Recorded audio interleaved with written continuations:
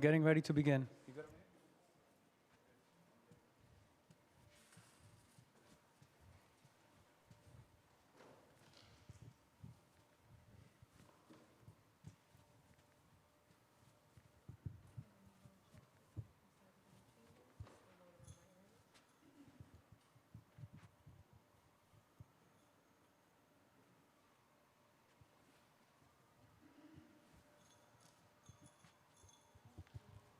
Good morning and welcome to the New York City Council hearing of the Committee on Criminal Justice. At this time, can everybody please silence your cell phones? If you wish to testify, please go up to the sergeant's desk to fill out a testimony slip. Written testimony can be emailed to testimony@council.nyc.gov. Again, that is testimony@council.nyc.gov. At this time and going forward, no one is to approach the dais. I repeat, no one is to approach the dais. Thank you for your cooperation. Chair, we are ready to begin. Thank you. Good morning. I'm Councilmember Carlina Rivera, Chair of the Council's Committee on Criminal Justice. I'd like to welcome everyone here today and those joining us remotely to discuss the Department of Correction and Department of Probation's Programming and Reentry Services, as well as Introduction 1203, sponsored by Councilmember Riley, to require DOC to provide a letter of incarceration, also known as jail release papers or discharge papers, to every person that gets released from the department's custody. I also want to recognize my colleagues who are here, Council Members Narcisse and Carr, and we've been joined by Councilmember Hanif virtually. Programming has the power to transform the lives of individuals in our city's jails and those under probation supervision, and is a critical part of an effective approach to public safety. For incarcerated individuals, successful programming can address untreated trauma, improve decision-making skills, and provide academic and vocational training that will improve post-release employment opportunities. For individuals on probation supervision, particularly young people involved in the juvenile justice system, programs help spur the changes that empower individuals to stabilize and avoid further involvement in the criminal legal system. Despite the importance of programming, in recent months, the Department of Correction and Department of Probation have both cut contracts with outside providers that have a long track record of serving individuals both in the jails recently released or under supervision, often without advance notice or clear rationale. The Department of Correction is required by law to offer at least 5 hours of programming per day to incarcerated individuals, with few exceptions. Today, we want to learn more about how the department ensures this requirement is met and how they evaluate their offerings to ensure these programs are having a meaningful impact. We want an update on the tablets intended to provide enrichment and a lifeline to the outside for people in custody, but which we've learned have minimal functionality. We want to hear how the department manages its volunteer program when providers come to us with concerns surrounding clearance and training, as well as a lack of staff preventing them from offering their services. We are particularly interested in learning more about the department's work to insource the programs provided through $17 million in contracts to nonprofits and community organizations, representing over 20% of the agency's total programs offered to incarcerated individuals. The organizations impacted by the cuts had a long track record of working at Rikers Island and employed many individuals with lived experience. The programs that were cut fell within the crucial category of transition services, services that target individuals' needs and assist with transition planning, whether back into the community or state custody. This includes programs that address work readiness, financial literacy, anger management, parenting, healthy relationships, reentry planning, life skills, and stress management. We must examine the impact of this decision to insource programs that provide motivation, rehabilitation, connection, and hope, not to mention reduce violence and tension inside jail facilities. I also look forward to getting an update on the array of reentry planning and services provided by the Mayor's Office of Criminal Justice and Correctional Health Services. How have the cuts affected operations? How does reentry planning channel into the new reentry service center near the MTA Q100 bus stop at the entrance of Rikers? Program cuts are not isolated to the Department of Correction. I am concerned about reports from organizations that the Department of Probation is terminating their contracts with less than a week of notice. One of the programs impacted is the Next Steps program, which provided mentoring to over 200 young people in NYCHA developments across the city, a program that Commissioner Holmes touted as emblematic of what works in criminal justice in front of this committee in March. How did the department select these contracts for termination, and why did they give these providers such little notice? We have a wide range of stakeholders here to help address these questions and more. With the cuts to individualized transition services that help connect people leaving custody to the social safety net, it is important that DOC provide individuals with the paperwork they need to get their feet on the ground after their release.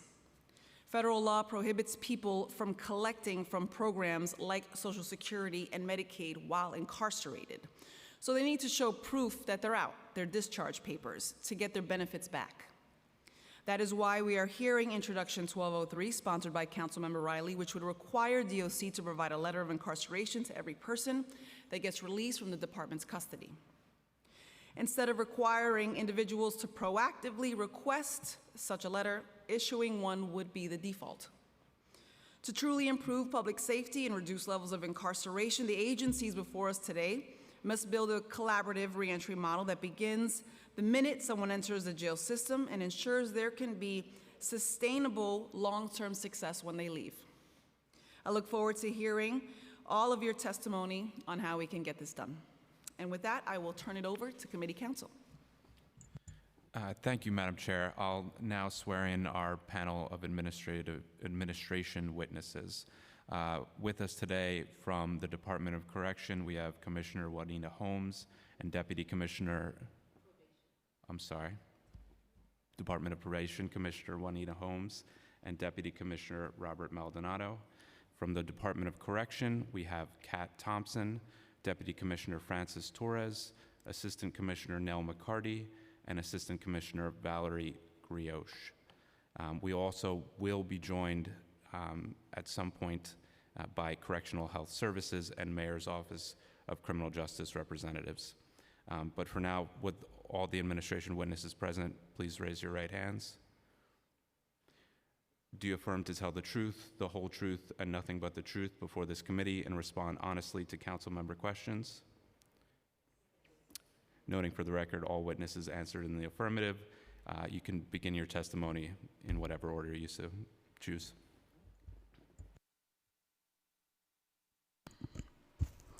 Good morning. Good morning, Chair Rivera and members of the Committee on Criminal Justice. I am Kat Thompson, Chief of Staff for the New York City Department of Correction, DOC. I'm joined today by Deputy Commissioner of the Division of Programs and Community Partnerships, Francis Torres, and Assistant Commissioners Nell McCarty and Valerie Graysock to provide an update on the department's programs and reentry services since insourcing large contract services as a part of the fiscal year 2024 adopted budget. We believe that everyone benefits when individuals in custody are afforded the tools that they need to have less adverse contact with the justice system in the future. To this end, individuals in the department's care can access an array of robust services and opportunities that support change and successful community reintegration. Most of these services are afforded by the department through program staff, including arts, enhanced recreation, law library, chaplaincy, social services, and individual and group-based counseling. Staff assigned to the Division of Programs and Community Partnerships also lead community engagement days, conduct family interventions, and respond to some emergencies within the jails to assist in de-escalating or problem-solving with people in custody. In addition to these core services, the Department of Education provides education in schools, and volunteers afford all kinds of enrichment activities. The Division of Programs is comprised of a highly skilled and dedicated group of individuals who do tremendous work in the jails every day. All program staff are trained in evidence-based curriculum and best practices, and they continue to participate in ongoing training and development throughout their careers with the department. They bring a wealth of diverse skills, experiences, and perspectives to their work. On average, division staff have worked for the agency for 7 years, with nearly 80% holding higher education degrees ranging from associates to doctoral degrees.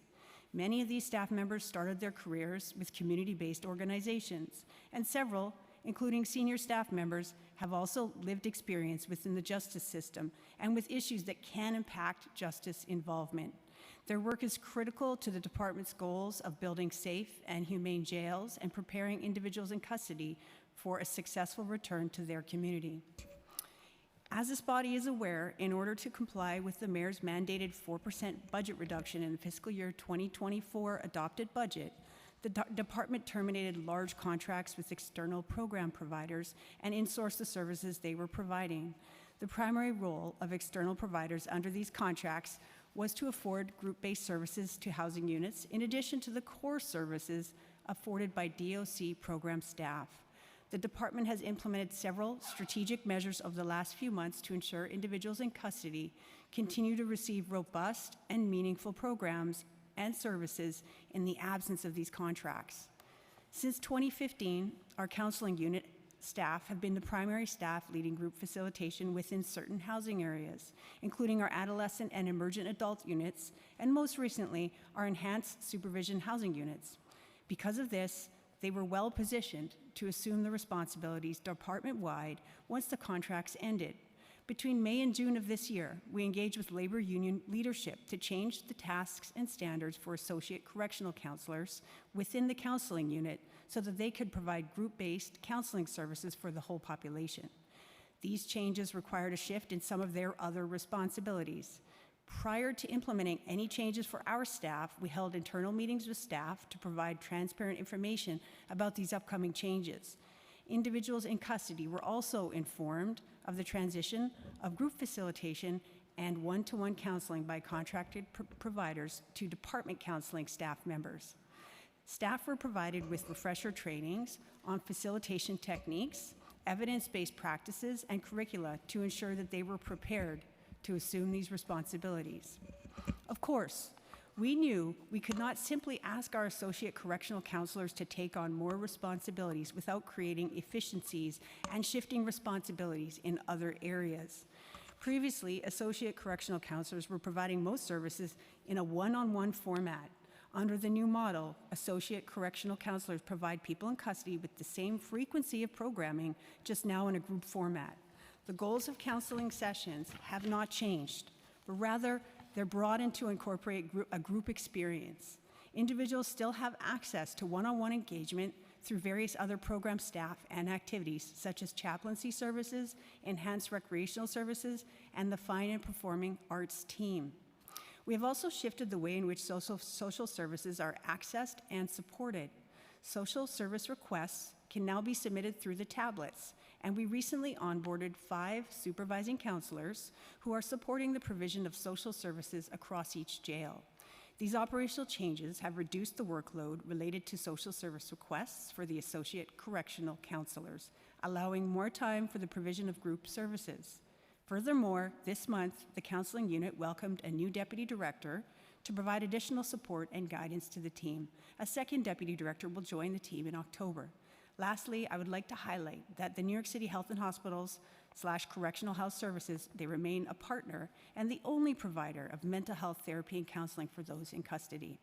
For issues that are beyond the scope of the Division of Programs, DOC continues to partner with CHS through referrals to mental health services. The department continues to partner with the Mayor's Office of Criminal Justice, MOCJ, and contracted reentry providers to afford transition planning for individuals in our care. Transition coordinators meet with incarcerated individuals to assist with discharge planning and make referrals to community-based services, including assistance with housing and employment. They also assist individuals who are transitioning to state prison by providing them resources and information about the transfer process and the services available upstate. On September 15th, we launched a new tablet feature enabling incarcerated individuals to connect directly with transition coordinators if they need assistance with transition planning. Our goal is to ensure that everyone has the resources and support they need to prepare for their next step.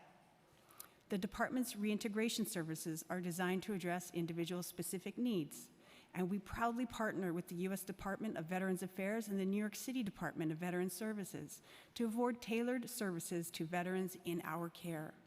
We also partner with organizations such as the Women's Prison Association and the Women's Community Justice Association to afford services designed specifically for women, and we work closely with Youth Justice Network and SCO Family of Services to support emerging adults.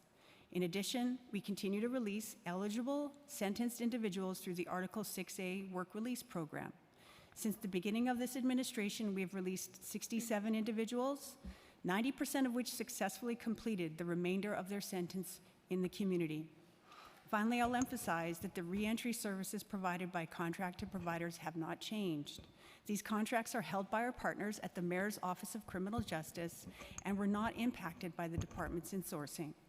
I would like to highlight that, despite this shift in operations, individuals in custody continue to have access to a majority of programs and services in the same manner as they were previously afforded. Not only have we continued to provide high-quality programs and services through this transition, we've also continued to expand certain program areas and implement new initiatives. We have strengthened and expanded substance abuse and addiction programming and housing areas, as well as faith-based services. We also continue to strengthen visitation programs so that parents can maintain important family ties and meaningfully engage with their children.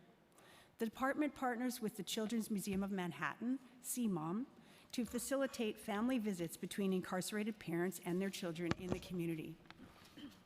Recently, the department worked with CMOM to bring some of their exhibits to DOC visit houses to provide children and families with interactive activities and experiences for bonding in the visit areas.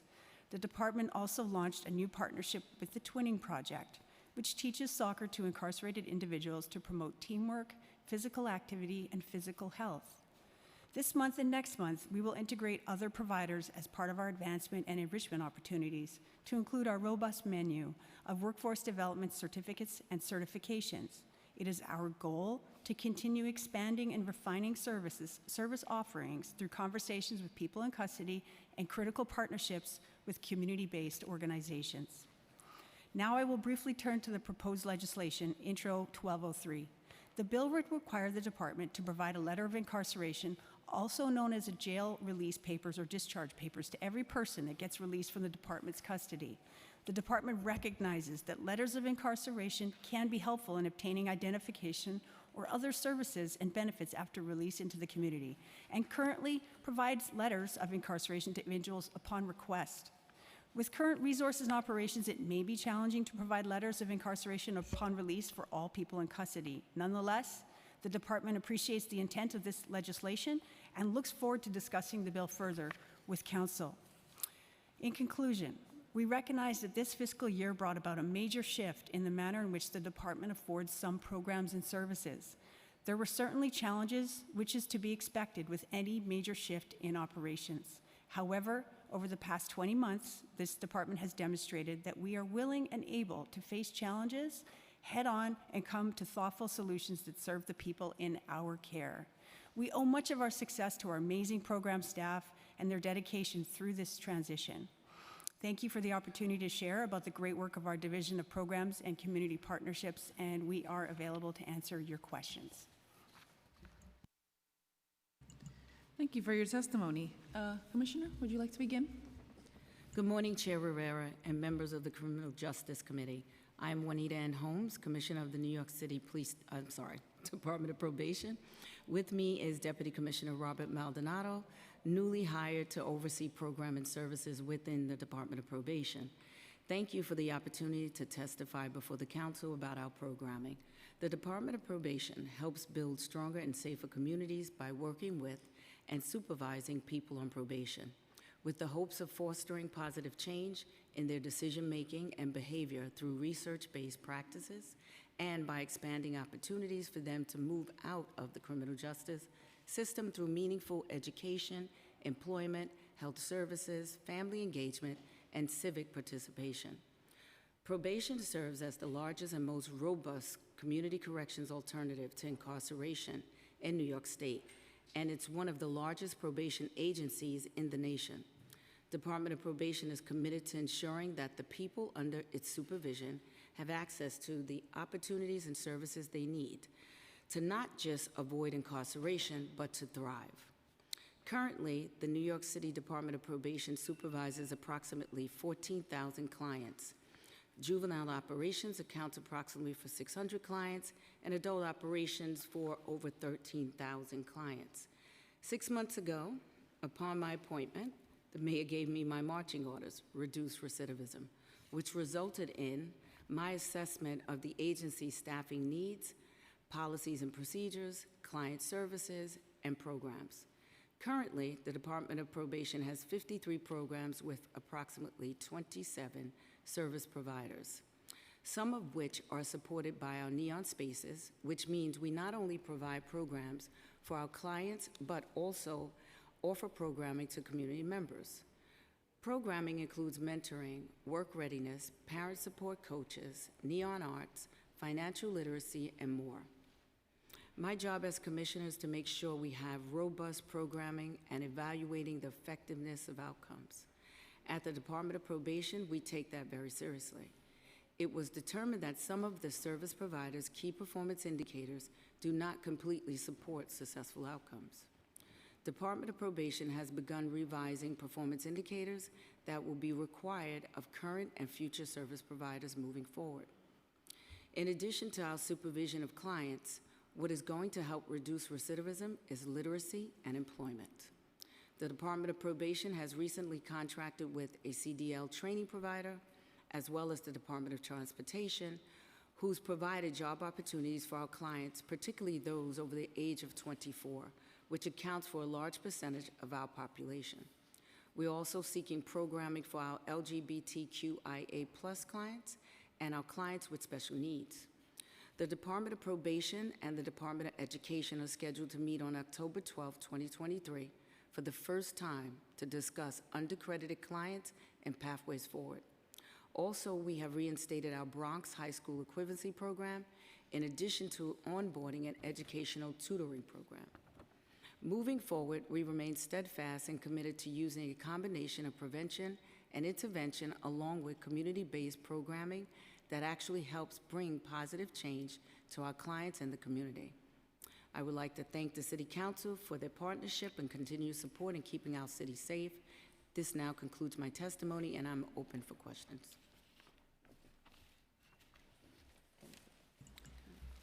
Thank you. Thank you very much. So just a few sort of broader questions. I guess we can start with the Department of Correction. You mentioned that anyone in the department's care can access an array of robust services and opportunities that support change and successful community reintegration. How would you say that has changed since July 1st? And are you still consistently providing 5 hours of programming to every individual per the mandate?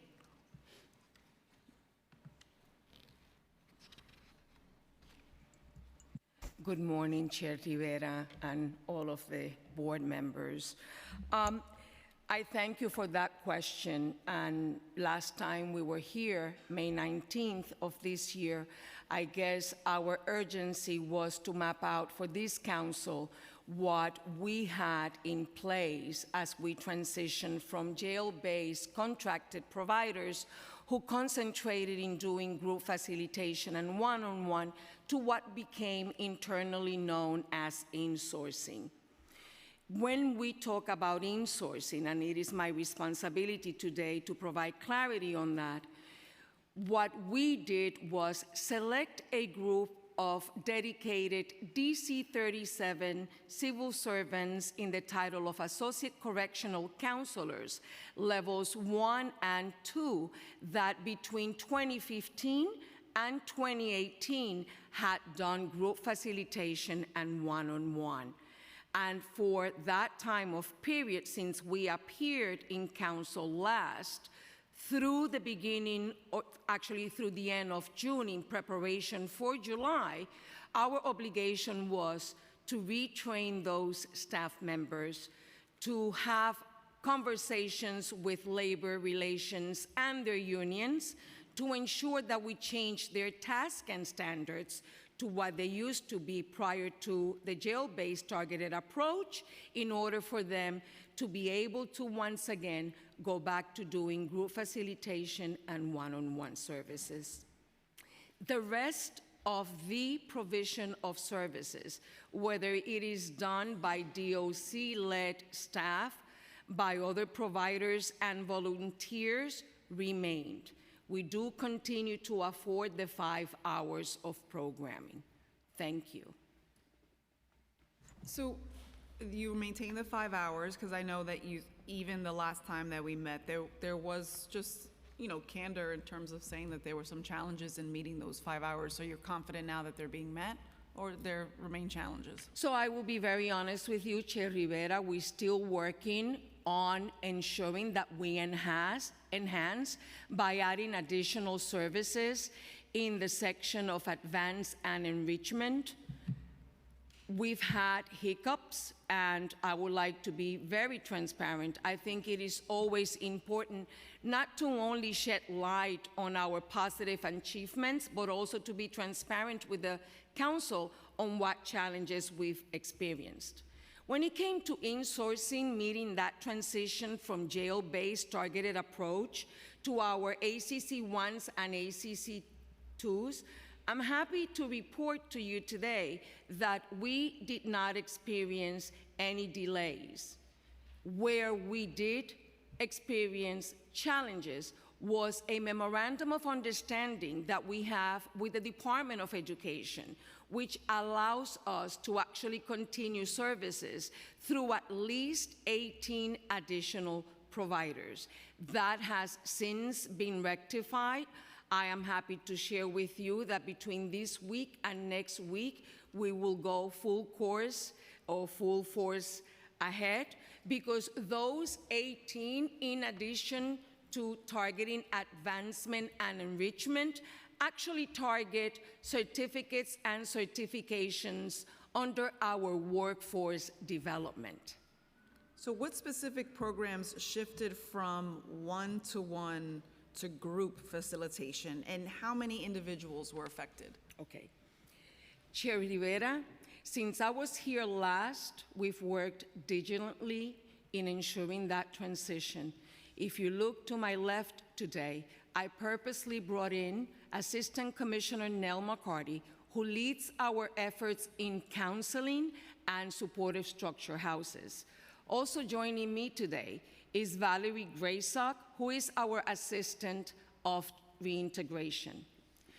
I purposely chose these 2 members because as we faced insourcing, meaning the elimination of the contracts, Nell McCarty, as Assistant Commissioner of Counseling, received a challenge, which was to technically take us back and lead our associate correctionals, levels 1 and 2, into returning to the type of services that we had done in the past by ensuring very specific goals.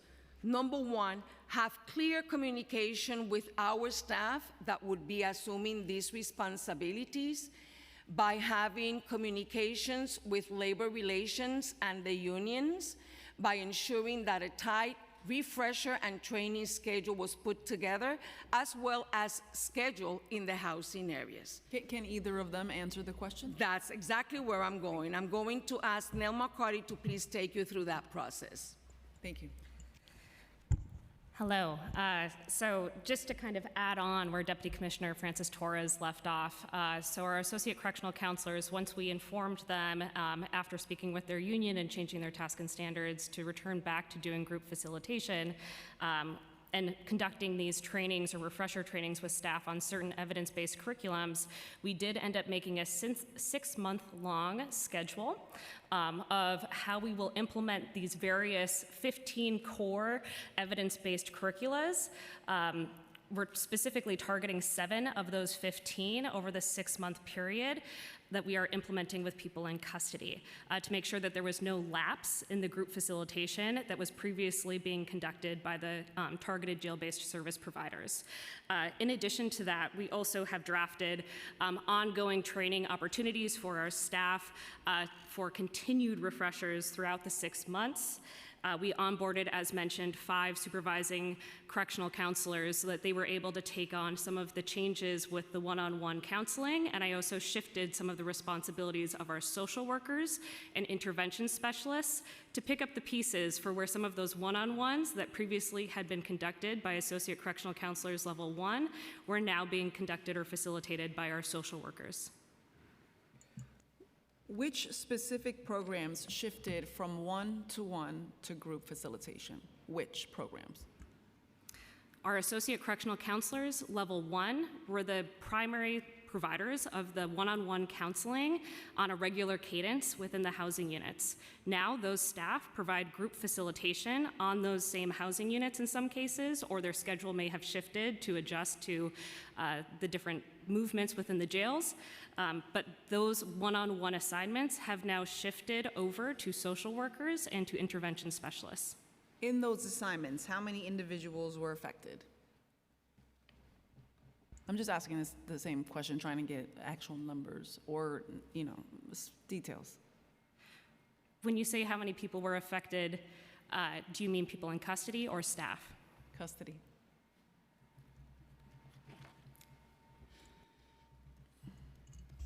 Chair, I would have to get you the specific number of how many were affected. If you allow us, we can get back to you.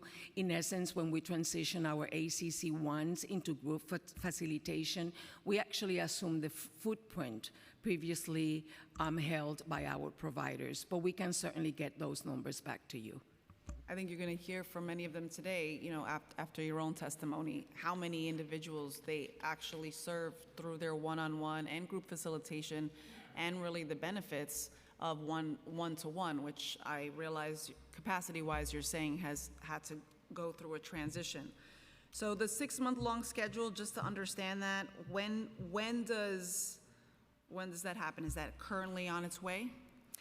It's active right now. We implemented it the first month of July. Why 6 months? So we conducted a 6-month schedule, and then we're going to evaluate in November and December what curriculums we would like to move into for the following 6 months. So we could have conducted it in a year. We could have made a 3-month-long calendar.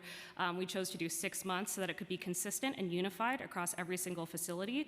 So at any given time, a correctional counselor in any of our facilities would be overviewing the same curriculum. So let's say someone moves from one facility to another, we would have a unified schedule between all of our staff. How many of the providers who previously provided these services, I would say the not-for-profit specifically, how many of them and how often are they involved in this transitional period and even in establishing this new 6-month schedule? First, I would like to just highlight that the core curriculum that the contracted jail-based providers were using was a curriculum selected by the Department of Correction. I happen to have sat on the committee that selected those curriculums and even conducted some of the trainings with the providers.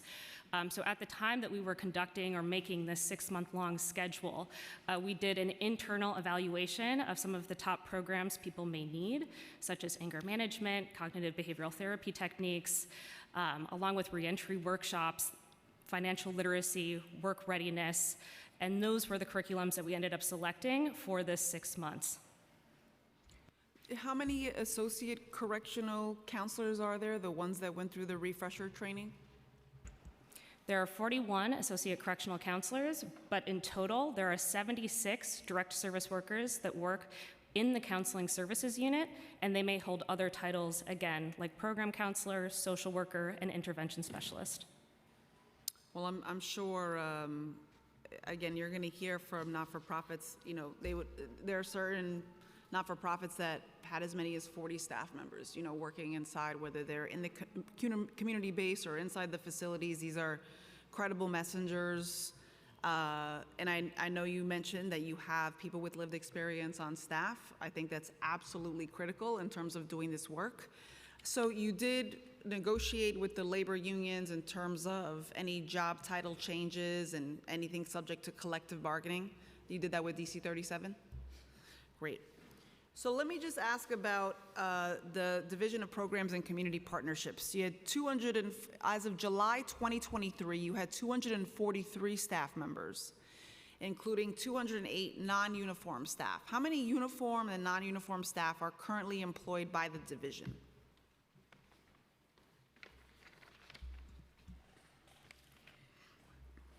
Chair, thank you so much for that question. When we take a look at our officers, I need to establish, or uniform members, may I please establish a difference? There are 32 uniform members as officers who are assigned to our division as headquarter officers. Early this year, as part of an internal shift on the redefinition of programs, we actually changed and inherited 72 uniform members who are actively engaged in services or provision of escorting for services within each of our facilities. The rest, which are approximately 208 active staff members, are non-uniform members assigned to our division. How many are assigned to work with people in custody as opposed to being in administrative roles? In terms of which ones, uniform or non-uniform? Both. All right. So I would have to give you that specific breakdown because it's very detailed when it comes to our staff members providing direct services. I have very specific groups. Let me list them for you, and then I can follow up with specific data. I have DOC-led non-uniform members who are part of our counseling teams, who actually are in the housing areas, in the facilities, at least 5 days a week, providing direct services to the population. We also have fine and performing arts, recreation, chaplaincy, and even program operations such as PAWS and other program coordinators. I'll be more than happy to forward that information to council. Okay, and also the numbers, please don't forget about the number of individuals that were affected by one-to-one to group. Thank you. So I'm going to turn over to my colleague in 1 second. I just wanted to ask about the tablet services. You have the contract with Securus and for phone and tablet services, and according to testimony provided to the Board of Correction, there were over 5,300 tablets in circulation at Rikers as of this summer. What is the current number for how many tablets have been distributed to people in custody? And what is the functionality of the tablets that have been distributed? In addition to having the ability to make phone calls, do these tablets give people access to educational courses, podcasts, ebooks? Do the tablets provide access to a digital law library? Specifically about the library, I've heard that sometimes because of staffing shortages, it's open during a time where individuals might be outside or they might not be available. So if you could just also talk a little bit in terms of the tablet offerings and a little bit more about the law library. But let's focus on the digital access and the contract for now. Thank you. The numbers that were given during testimony at our Board of Correction do vary. The actual number of tablets as of yesterday that have been distributed to persons in custody is actually 5,088. Those tablets, aside from those services that you have already described, Chair, we do have an interactive educational programming via the Kate Lite application, and that Kate Lite is a self-paced program that consists of math, science, economics, finance, arts, humanities, all the way through college careers and more. Persons in custody are using this component, and I'm happy to respond to any other questions relevant to the tablets. What is the procurement process that the department followed for contracting with Securus for the tablets? Was there anything like in RFP? Were multiple bids received? To be quite honest, I'm not the best person to actually answer that question. Would you mind if we were to give you that information? Sure. Look forward to it. Are there any costs for people in custody to send text messages using their tablets? And does the contract with Securus give DOC the ability to review text messages, emails, or obtain transcriptions of phone calls that are made on Securus tablets? And if so, how are those methods of communication monitored by the department? Thank you so much for that question. A couple of things. Presently, there is no cost to our persons in custody associated to the use of the tablets. There are ongoing conversations relevant to premium content, which will include daddy messaging. When it comes to that, we're still evaluating what the cost would be to persons in custody as well as their families. But as of today, there is no cost. The tablets are issued to the persons in custody, and the funding comes out of our division's budget. Can they send communications, text messages, emails? Not yet, ma'am, Not yet. but we're working on it. So really it's educational. Educational, in addition to access to, like you mentioned, Law Library, LexisNexis, which is the application used. They are making their phone calls from the tablet. They also continue to have access to the telephones that are in the housing areas. So they can use the telephone? Yes. Are those phone calls monitored? Are there transcriptions? How is it monitored by the department? So when it comes to telephone calls in general, we continue to adhere to all of the protocol established. I will be more than happy to get you more information on that. What is the protocol? I'm sorry? What is the protocol that you adhere to? So I know that when it comes to telephone calls, there are specific guidelines. I'm not the best one to speak about it. That falls under the purview of security. Understood. I look forward to hearing just in particular, because we have, in terms of guidelines and policies, you know, one of my questions in terms of volunteers is many of these nonprofit organizations that provide some incredible programming, and I just read an article this morning about the Rikers Debate Project, you know, getting volunteers to the island itself. They felt there was a policy change in terms of training. Training is always required to set foot on the island. However, not having remote access, having to go to the Belovis Center, having to complete those first instead of being able to do it while you're in the midst of volunteering has created some challenges as to recruitment and retention. And so in terms of policy changes, we just always want it on the record and very, very clear. Can you tell us about the volunteer requirement to be on Rikers and engage in programming with people that are in custody? Sure. Thank you so much. When it comes to our volunteer services unit, it's a unit that we continue to evaluate on an annual basis. There is an application issued to not just volunteers, but any service provider that is to come onto the island. Upon completion of that application, we receive the application. We include the schedule that the service provider or the volunteer is going to be accessing our jails.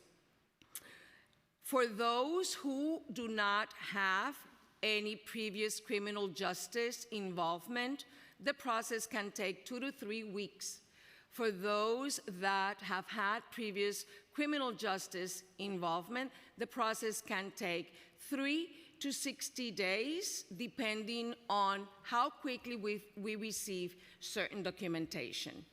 I do have to share that for the last year, there are certain improvements that we've made to our volunteer services area. I'll give you a couple of examples. Before, we would actually take a long time to onboard our service providers because of the number of staff members that we had. We have changed that and presently have 3 staff members. We used to process volunteers or service providers only twice a week. We have increased the number of days that we process them.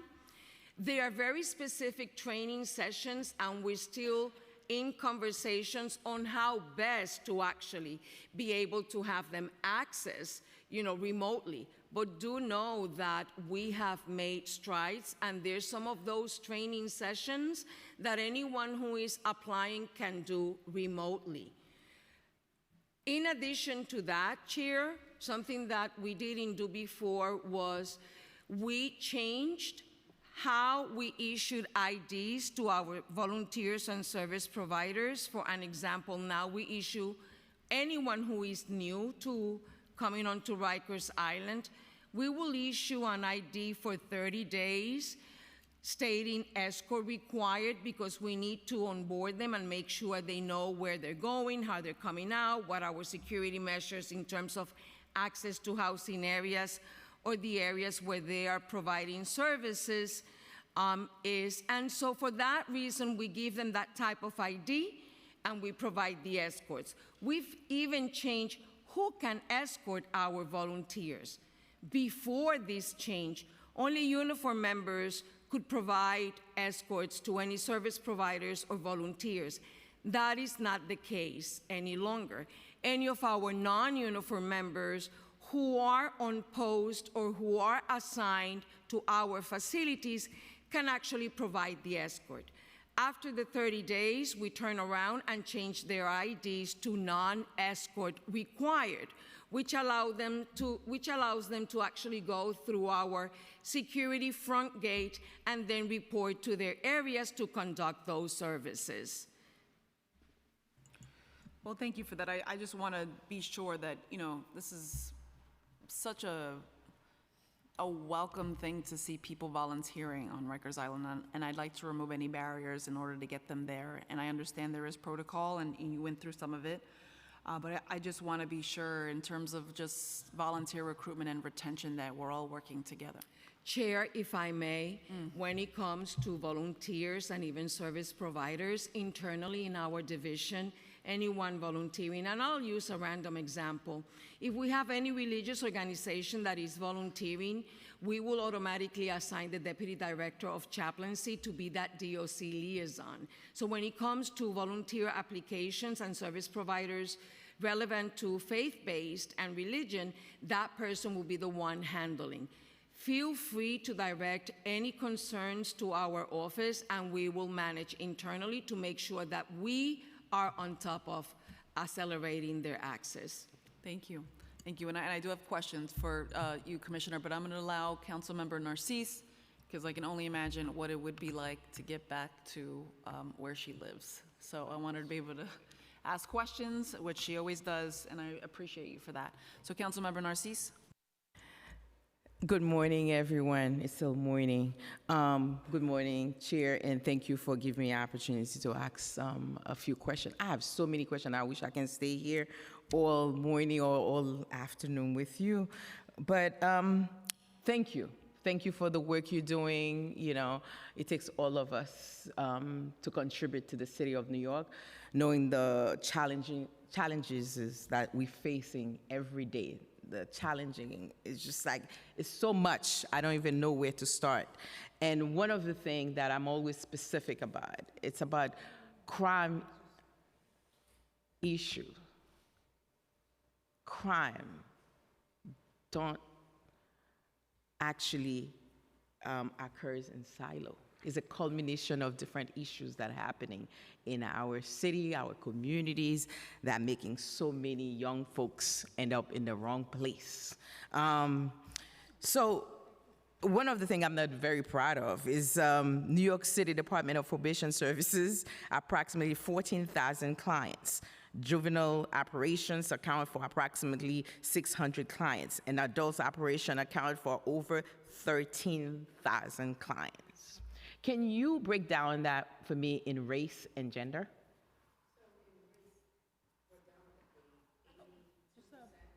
Put your...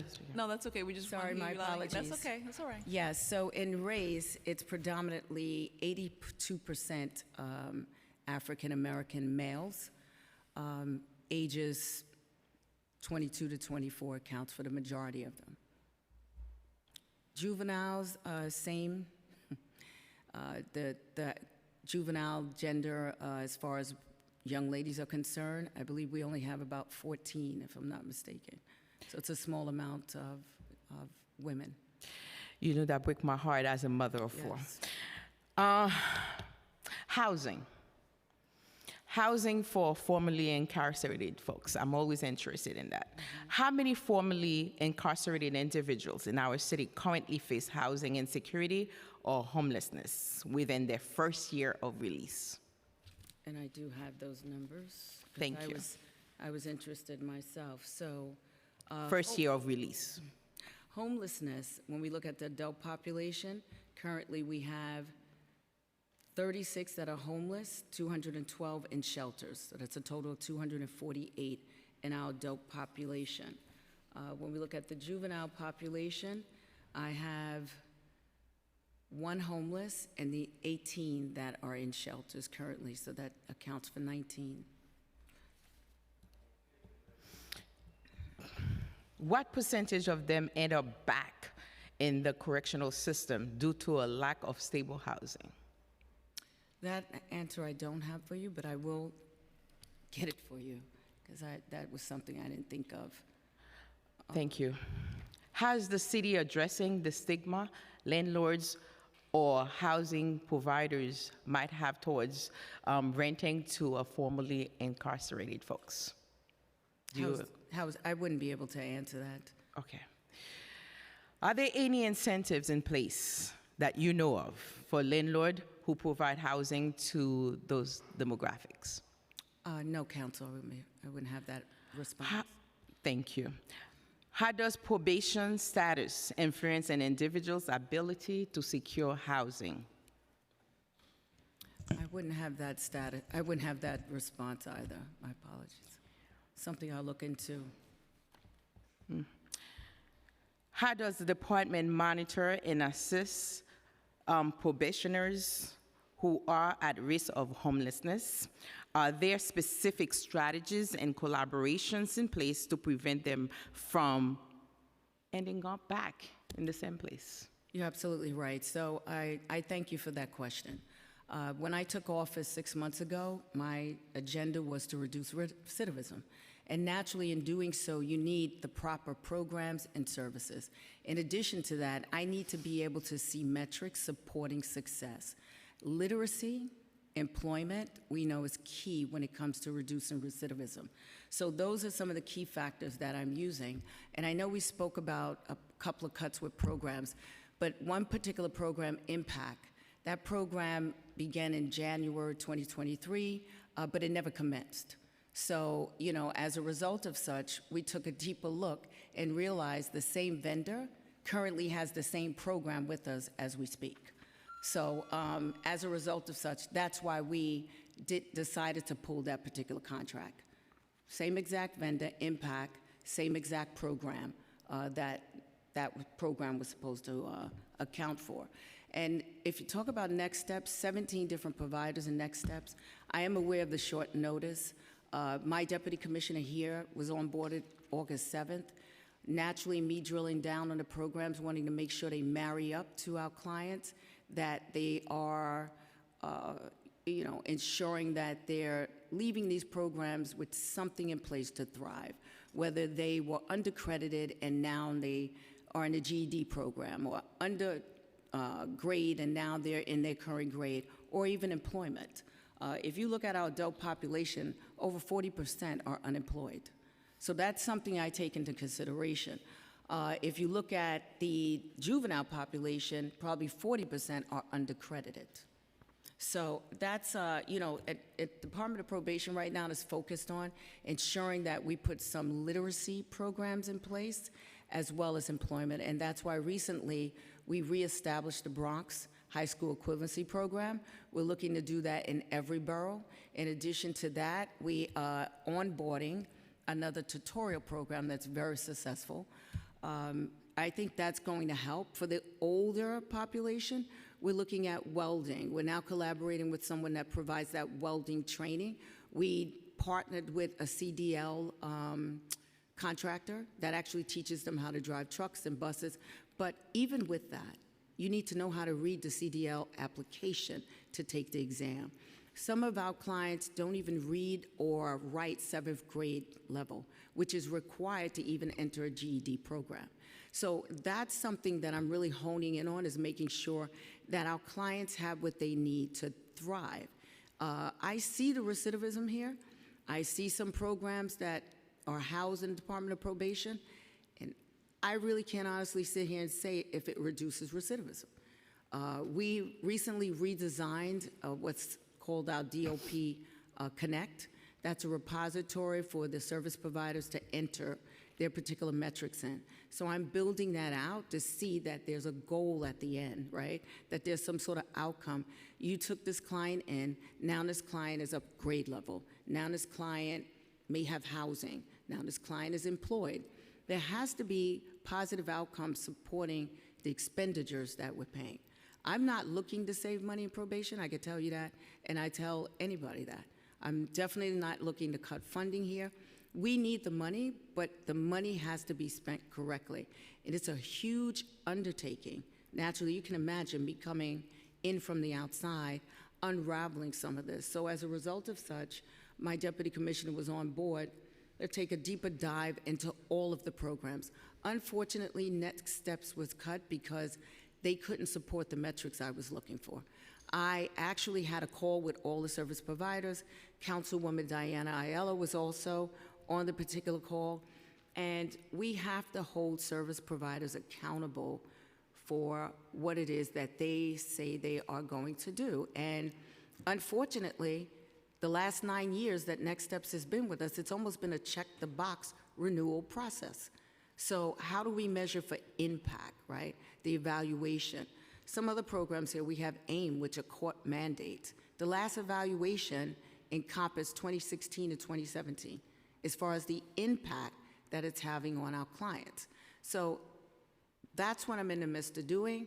Moving forward, I don't intend on cutting any more programs. I intend on enhancing them.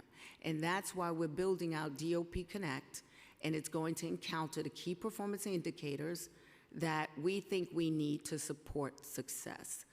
It is uncanny to see almost 40% of my, over 40% of my adult population unemployed, undercredited. In addition to that, we're working with all city agencies because one thing I realize, these clients still have to go home. We can give them all the services, all the behavioral health services that they need. When they go into some of these underserved communities, it is despairing, to say the least. So I can assure you the mayor's office is working in all the city agencies. It's something that's dear to me, that we're going to be kind of getting together and kind of spearheading and coming up with a one neighborhood at a time process, and beginning with Brownsville. You know what they say about Brownsville. I've been here 36 years, city government, and you see a little change, but it's never fully changed. And I don't care what anyone says, the quality of life in a community affects the quality of a person. That's right. That's right. And so that's dear to me. But on this side, reeling it in a little bit, the Department of Probation is committed to programs and services. The 17 service providers that were cut, they are our service providers. Our other programs that we have, those are our service providers. So, you know, we're using the same service providers. We have 27 with 53 programs, and a lot of them have multiple programs. The 210 young people that were affected by the cut of this program have been placed in other mentorship programs. 24 as a result of enrolling in school and employment wasn't. And I believe I have 16 that were referred to DYCD and the Office of Neighborhood Safety for a mentorship program of their choice. I take a deep look at mentorship programs citywide, not just probation, NYPD, all of these other programs we have with the DA's office, and you can see the redundancy. And that's why we have such small groups of children attending or clients attending different programs. So as a result of such, we're doing this cross-collaboration. I'm looking at certain zip codes, what's there, that mirrors some of the programs that we already have, so we can have better use for our budget as far as programs are concerned. We need computers in our NEON centers. Our NEON centers house a lot of our programs. I love NEON. It's a safe space. It allows for our clients to stay home, for lack of a better term. You know, when they're reporting to their probation officers, it's convenient. We're providing services, but I want to see real services. I don't want to just see SNAP. I don't want to see, you know, all of these other services. They're important so you can eat, right? But that is not the real contribution to reducing recidivism. And that's what we're taking a deep dive in looking at. But unfortunately, we were met with next steps being cut. When I took a look at it, and after I had the call with the entire group of service providers, they also have some work to do. Some admitted to they knew they were supposed to have case managers or program managers, which weren't in place. Probation doesn't have true program evaluators, so it's a difference between a program manager and evaluator.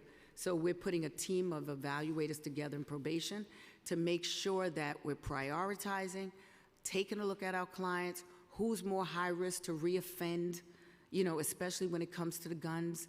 You know, when you have a client arrested for a firearm and a week later rearrested for a firearm, you know, we have to take a step back and kind of look at that. What are we doing? So those are some of the challenges that we're met with. Those are some of the things that we're putting in place. But I can assure you my best interest is with every client that's on probation. I appreciate you, and I want you to continue, and I'm gonna follow up all the statistics that we know. The reason I'm asking for all the statistics, the numbers, because numbers don't lie to you. That's right. And right now, I'm hoping that reparation that they're talking about, that go invest back in those kind of life that we talking about, those folks that we tend to forget. Right. That's part of our community. So that's kind of things that's kind of work that I'm looking for. By the way, as a registered nurse, I wanted to understand it so much that I went to work for reentry program because I want to see what's going on. And don't forget, our kids, like you said, cannot read. Dyslexia is a problem. Mental illness is a big problem. And like you said, the environment where those children are coming from, that's years, decades of right. The investment. So now needed some investment done, so all the problems that we're talking about, we can come to a new day. Yes, I also like to mention that we started with a medical program. I was doing it for Father's Day. We know a lot of men don't go to the doctor and get a checkup, so we partnered with a medical provider that has properties and, you know, has an office in all 5 boroughs. And we got vouchers from him to give to them for a full checkup. I mean, EKG, blood work, everything. So that's moving along successfully. We've identified clients that were in need of that, and we don't want to go to a new line because my chair have to get the mic, and I have to get back to Brooklyn. And one of the things that we said is a trust. When you come to medical, a lot of my clients that used to come to see me when I was doing reentry program, even though some medical are available to them, but they're still afraid, they're still scared, they still mentally been traumatized, unfortunately. So it's a lot of education we have to keep on doing. So thank you, Chair, and thank you, everyone. And I had so many questions to ask you, but I don't have time. Thank you so much. Thank you. Thank you, Council Member. Commissioner, the program mentored 240 people to prevent violence. And if this program prevented even one person from getting shot and killed, do you not think that the program pays for itself?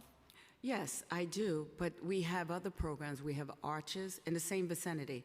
These are all MAP locations, and you know, I was over at Queensbridge Houses, so I know very well it was the largest that we had, and we had Kay Bain, I think was a credible messenger, maybe still there. But with that being said, they also have mentorship programs. Every police precinct, I started these programs, Girl Talk and Blue Chips, that these kids come together from all precincts. I know sometimes we tend to have these silos, this group doesn't get along with that group. You can't function in life like that. As a result of such, every precinct has what's called Blue Chips. Over 3,000 young men have come through that. The Yankees recognized them during Hope Week. It's a program that we have probationers are now involved in. 2 groups of probation teams that we put together to cross-collaborate with them. With Girls Talk, the same young ladies that we have in probation, cross-collaboration with PD, mentorship groups, tremendous outcomes with these young people, and just building relationships with law enforcement in itself tends to help reduce some of that. So it is critical, and I agree with you, but I know that the other programs that our same service providers are part of, and they have rolled some of these young people into those programs, I'm confident, more than confident, that they're going to receive the support that they need. I do hope you're right. I know you were in charge of the 7th precinct for a little while. Yes. Is that correct? Yes. I was chief of patrol over all 77 precincts, so I know Yeah, pretty I well. remember I saw you in the LES, in the Lower East Side, and I would tell you in that particular part, you know, we have youth violence, we have many issues, particularly in public housing. And if I could get 240 people mentored there, 40 people mentored there, 2 people mentored there, I would take it in a heartbeat, you know? Yes. And let me just ask you about a particular neighborhood, and unfortunately, she's not allowed to ask questions because of a quorum issue, and that's an in-person thing, and those are the rules. But in Red Hook, Councilmember Aviles says she sees no evidence of redundant service in Red Hook. So how do you justify this defunding, and how and where should these young people go to get the services they were offered? So there are mentorship programs in Red Hook that Paul can speak to, but DYCD has over 900 contracts, and I can't begin to mention how many mentorship programs. But also, as I spoke about, you still have Blue Chips, Girls Talk, very strong mentorship programs with NYPD in that particular area, and then we have arches in every borough for mentorship.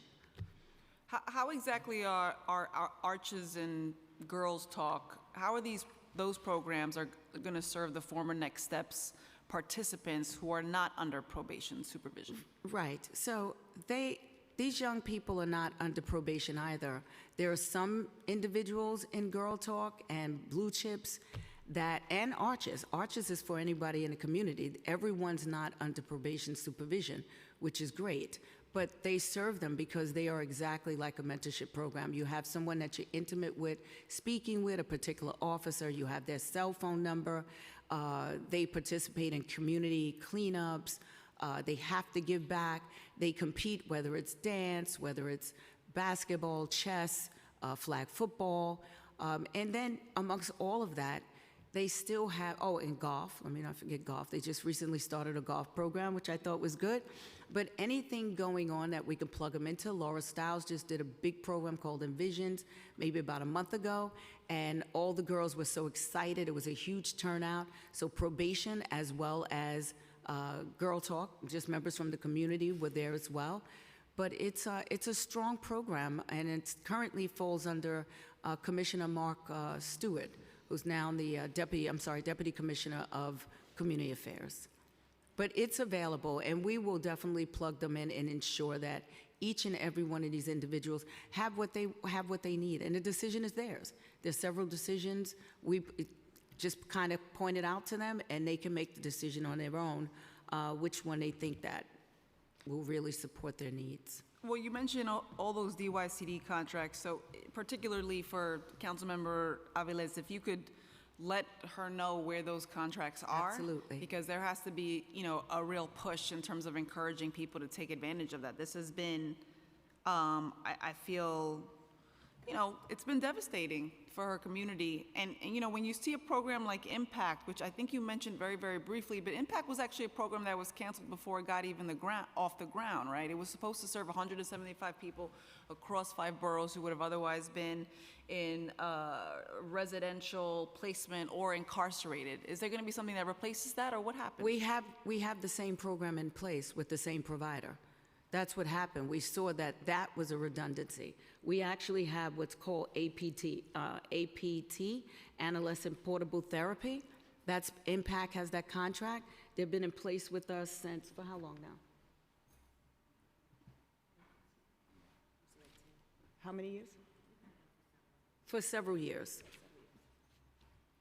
And very positive feedback on that particular program. They were up for renewal as well. Very well supported, accomplishes all that they need to accomplish, helping families. Anytime there's a child that may be a little incorrigible as far as the parents concerned, they respond there and, and stay with the family as long as they need to. So when you evaluated the programs, and I'd love to hear a little bit more about the evaluation process, and you determined that there were quote-unquote redundancies, what were the metrics? You said you had a meeting with providers, with Councilmember Ayala, but did you discuss with each provider unique circumstances, sort of understand their own local ecosystems? How did you decide what the metrics were that you are seeking, or that actually weren't present according to your testimony? Yes, so there weren't any. The only metrics that were being used were attendance, how many people they touched. That was the only metric I was able to get. So there weren't any true outcomes. If I touched this person and they were part of a gang, did I keep them out of a gang? If they were undercredited, did I point them in the right direction to a remedial course, to tutoring, high school equivalency? These are real outcomes, and they're meaningful outcomes because they definitely contribute to the reduction of recidivism. The only metric that I was provided with that we had were 10 people attended, just simply attendance. So in terms of that impact program having something else in place, alternative to placement program, I just don't know what other alternative to placement program that is, or any other citywide program that would serve that sort of purpose. So can you just talk a little bit about what exactly you mean? Because from what I'm hearing, none of the youth in Next Steps have been connected to other programs. And so we do have some that, according to providers, have gained employment through Next Steps, but not since then. And no provider is really, there just doesn't seem to be a transition or a conversation happening. So we had, out of the total enrollment during the closeout period of 210, 117 enrolled in DOP Arches mentoring program. 24 completed early due to enrollment and employment opportunity. 16 referred to DOP's NEON's Works program. Next Step program manager continues weekly meetings with DYC, which is the person that sits behind me here, Paul Richardson. And these children mean just as much to us as they do to their mentors. So over half, more than half, of them were already enrolled in other mentorship programs, and the small amount that wasn't, they actually were just informed of what currently exists. We're going to do better jobs at marketing. Before I even took over probation, I never heard of a NEON. I was with the police department 36 years, and I didn't know a NEON existed, which is the reason why I started the mentorship groups that I did. But with that being said, there is a marketing campaign that we're going to start, depending on the funding that we have, but I know I can get it on some of the more popular radio stations. We're getting some variable signs to just, advertise what's here as far as mentorship programs. We have the food pantries there.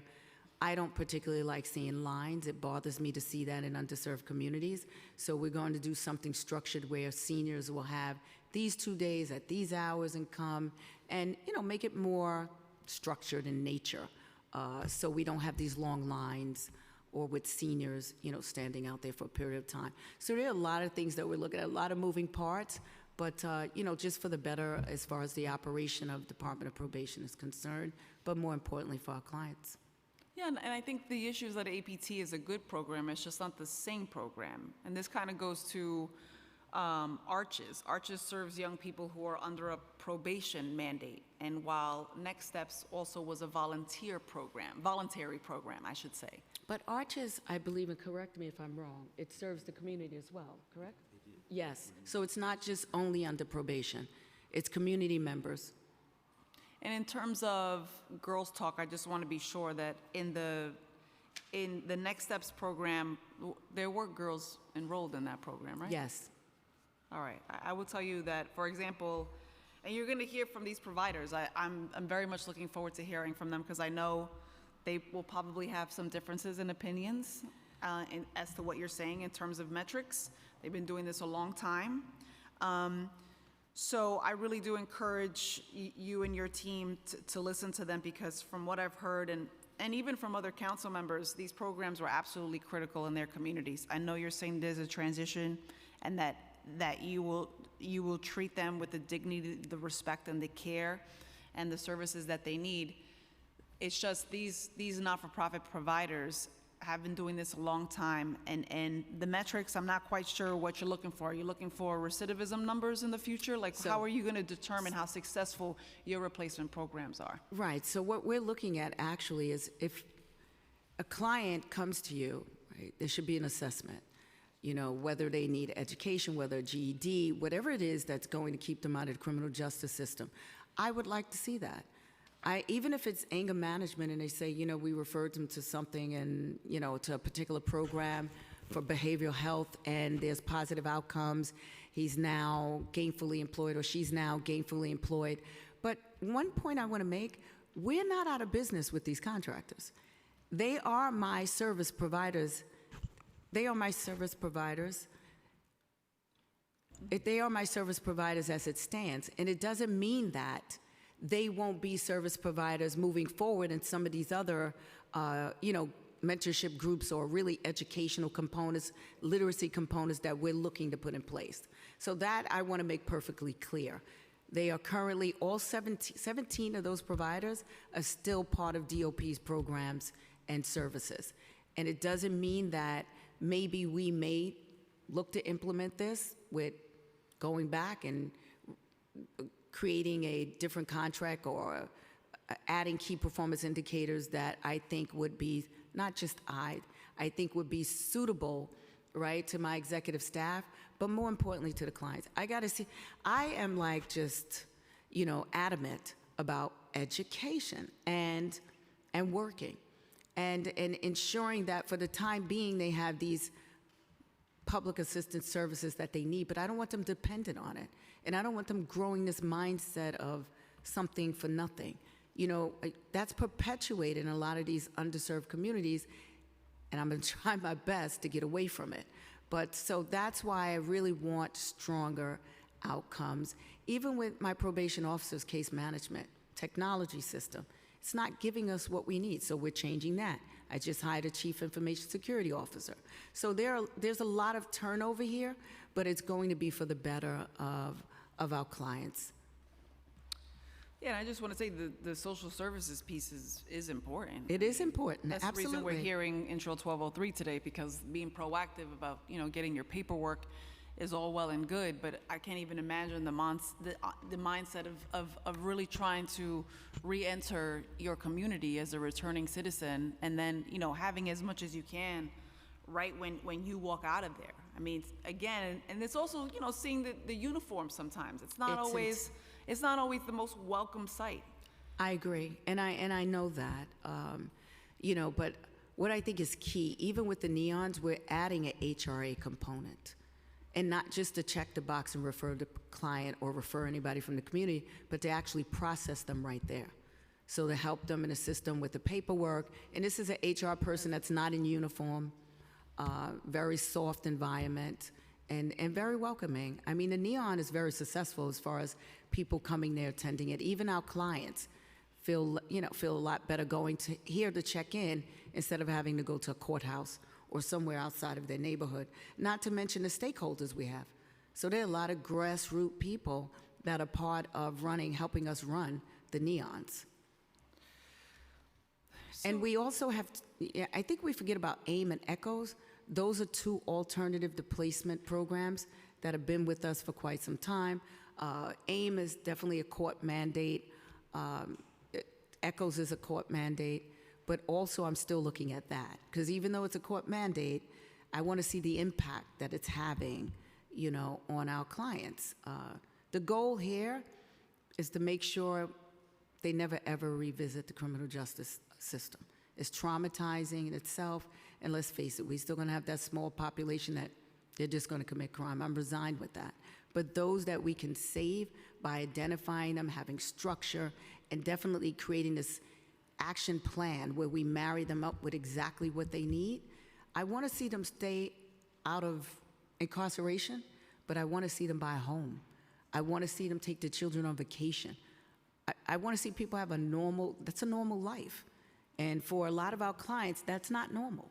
So, I can tell you that we're definitely working diligently here to make sure that we have the right program in place. No, and sometimes that's a long road. Yes, it It's is. not going to happen in, 2 weeks, 2 years even. That's right. And that's why I want to be sure that the groups here really did play a great role in this. And why the sudden cancellation of the contracts? Well, what happened was when we were doing this overhaul and taking a look at it, this contract, it was upon us at a short period of time. So Deputy Commissioner Maldonado was onboarded December 7th.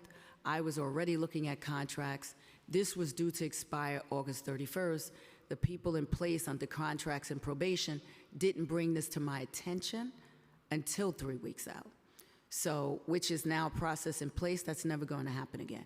It's 4 to 5 months in advance before contracts due to cancel, so we can evaluate it, and that way we can tell the particular service providers, listen, here's what we're looking for, give them some correctionable actions to comply with, and then, hopefully it irons itself out. But to be quite honest, that's what happened. It was just thrust, in my face. This is expiring when, and then I'm saying, okay, show me the outcomes. How does it offset the expenditures, or how does it marry up to it? And as a result of such, I extended it 3 weeks longer just to have a proper meeting with the vendors, because I've never met with them, and only to hear that that's the first time they've ever had such a meeting in 9 years. So, there's a lot of things that is being done differently in DOP, and I think it's going to have some real serious positive outcomes. And truthfully, yes, I'm not saying overnight, but at least moving us in the right direction.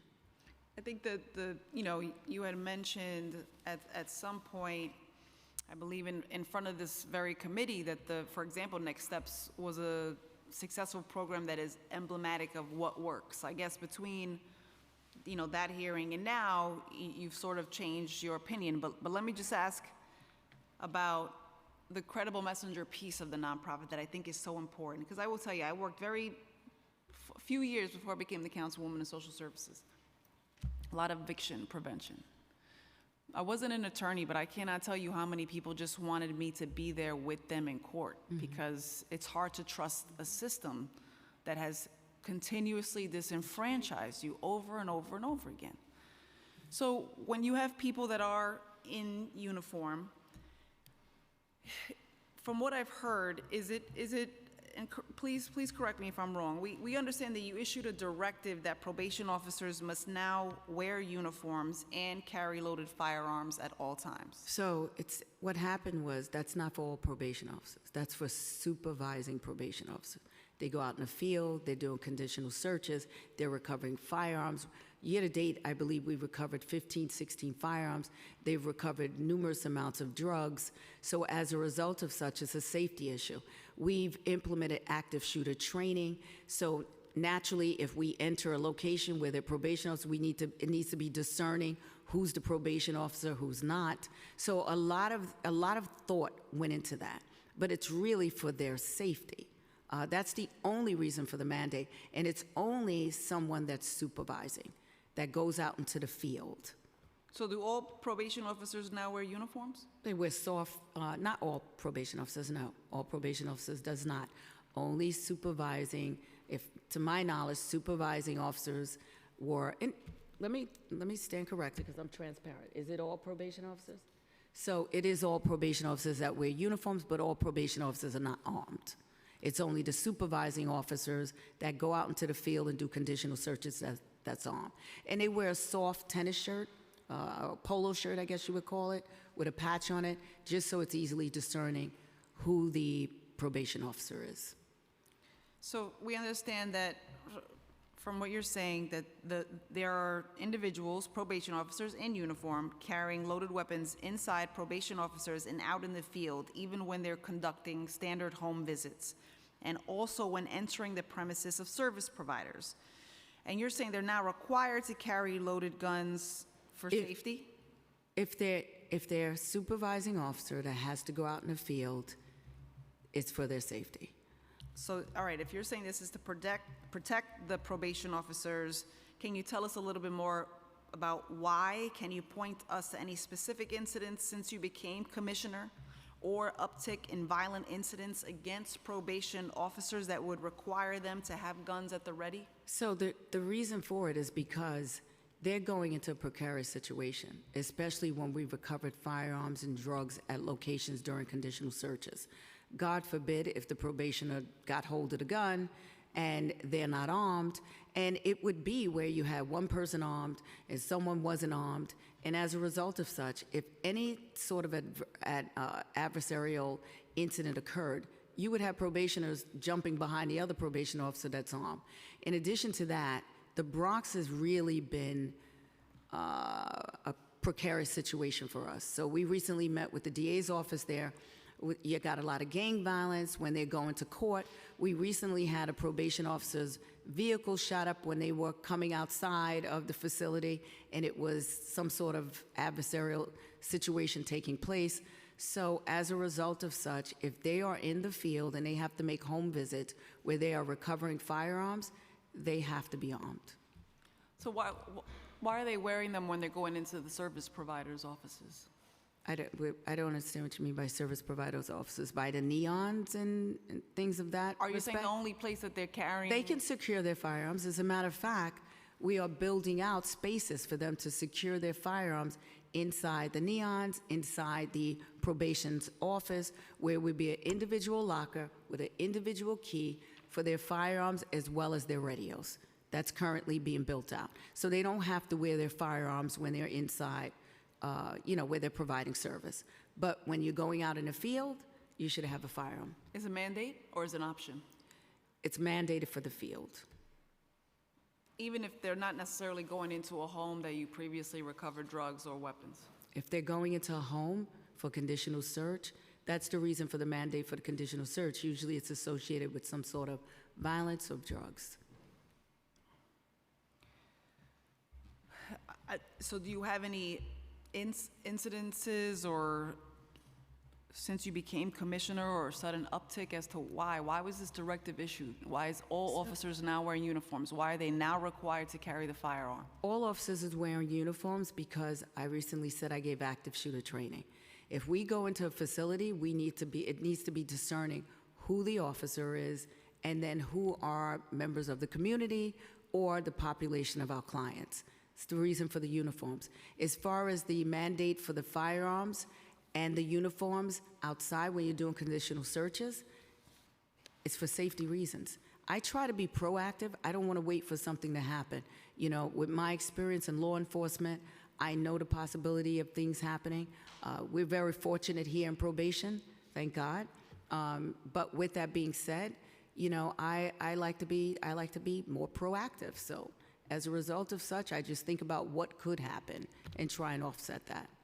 I understand. I just think that violence begets violence, you know, and I just feel like there is an opportunity here to really value people that are approaching this, not from, you know, the officer standpoint, and I stand by that. But I hear your reasoning and the analysis, the evaluation. You have metrics that you've set that you're hoping to adhere to. I look forward to that information as soon as 6 months, since it seems like 6 months seems an appropriate corrections, criminal legal system evaluation. I do want to ask Correctional Health Services and MOCJ, if we could swear them in. I believe they've joined us virtually. Yes. Oh, I'm so sorry. Thank you for coming. Oh my, I figured y'all lived in Brooklyn and it was like impossible. Right, okay. Not everybody lives in Brooklyn, but. Okay, so. Yeah. From Correctional Health Services, we have Nora Daniel, Chief of Staff. Oh, I'm sorry, that's from MOCJ, Nora Daniel, and Correctional Health Services, Jeanette Morel. If you could raise your right hands. Actually, I'm sorry, it's not Nora Daniel, it's Anna Calabrese from Montreal. Sorry, I apologize, Anna. Anna Calabrese and Jeanette Morel, can you raise your right hands? Do you affirm to tell the truth, the whole truth, and nothing but the truth before this committee and respond honestly to council member questions? Thank you. Thank you. Thank you to everyone so far for being here and for your time and for making it in person. And to everyone who's been waiting patiently, I want to thank you as well. Let me start with correctional health services. How is correctional health services involved with discharge planning, specifically for those in custody with a substance abuse order? Sure. So I guess to start, I can talk about the reentry services that are available to everybody in custody. So those core services include helping patients apply for Medicaid, sharing information about our jail-based and community-based reentry services, asking information about pharmacy, local pharmacy, and then for patients who have mental health needs or specific clinical vulnerabilities, we do offer individualized discharge planning services. So that helps patients apply for housing, including transitional housing or supportive housing. And then patients who are in the mental health service also, upon release, get a 7-day supply of medication, as well as a 21-day script. And then we also provide a medication assistance card for people to afford medication because it takes generally 2 to 3 business days for Medicaid to become active again. So in terms of substance use services, so of course many of our patients who are receiving substance use services may also be in the mental health service and receiving those discharge planning services. But in terms of their connections to the community, so patients who are on methadone, we would refer to the OASAS opioid treatment programs throughout the city. And then for buprenorphine, we refer to federally qualified health centers, as well as H&H sites. We also supply or provide information about H&H's virtual behavioral health service. And then I should also mention that we recently opened a reentry center, so everyone is welcome to come there. Through the reentry center, we do provide naloxone training and kits, as well as fentanyl testing strips. And that's really a continuation also of our work in the jails to provide naloxone and training in every housing area in every jail on Rikers. So about the reentry service center, how is it going 3 months in? What differentiates the services provided at the center from the other reentry services that already exist? Yeah, thank you. So we're very excited about the center. It's going well. So all of our reentry services are really designed around the continuity of care.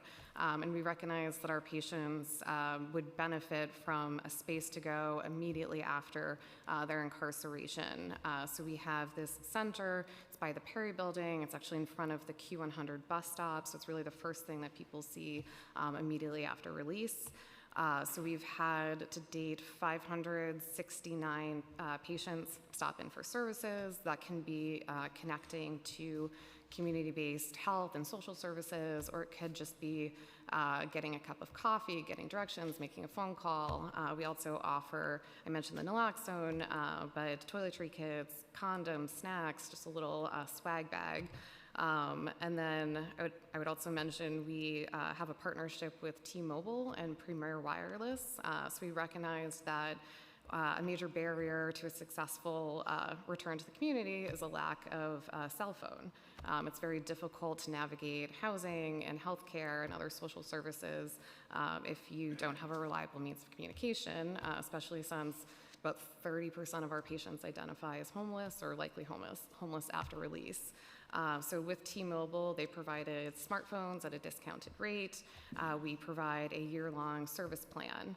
And patients can get those. Patients who have serious mental illness are eligible when they're released from Rikers to come to the reentry center, along with some other special populations. So what kind of phones do they get? It's a smartphone, and then it has a hard case, which is also donated by Premier Wireless. It has special sort of software. We pre-program it with contact information. It can help them navigate benefits, and they get to keep the phone, and they may be in a position to pay for the service plan following the year, but if not, they still can use, the hotspots and access. How many individuals have received phones?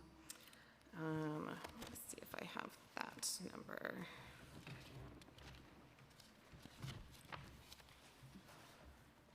I can get that for you if I don't have. Okay. Sure. How is there continuity between the various transitional and reentry services?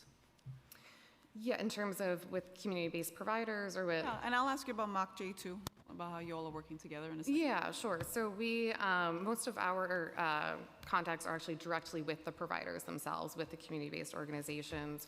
We reach out proactively about a patient, or they will come to us. We have good relationships with the CBOs. Often the information we're providing is the health information, of course, with patient consent. And then MOCJ and the Department of Correction are helpful in facilitating those connections. So just back to the substance abuse, how are individuals identified so that they can be given Naloxone? I have such a hard time. Naloxone, I know it's a hard one. Thank you. There's just like a list of words I can't say. Fentanyl test strips or referrals to outside treatment programs upon release. Sure. So we do operate the nation's oldest and largest jail-based opioid treatment program. It's called KEEP, Key Extended Entry Program. And through that, that's where counselors will start patients or continue patients on methadone and buprenorphine treatment. I mentioned the connections to services, the OASAS and federally qualified health centers. They also are active in the naloxone distribution on the housing areas. The fentanyl test strips are only available at the reentry center. Those aren't currently in jail facilities.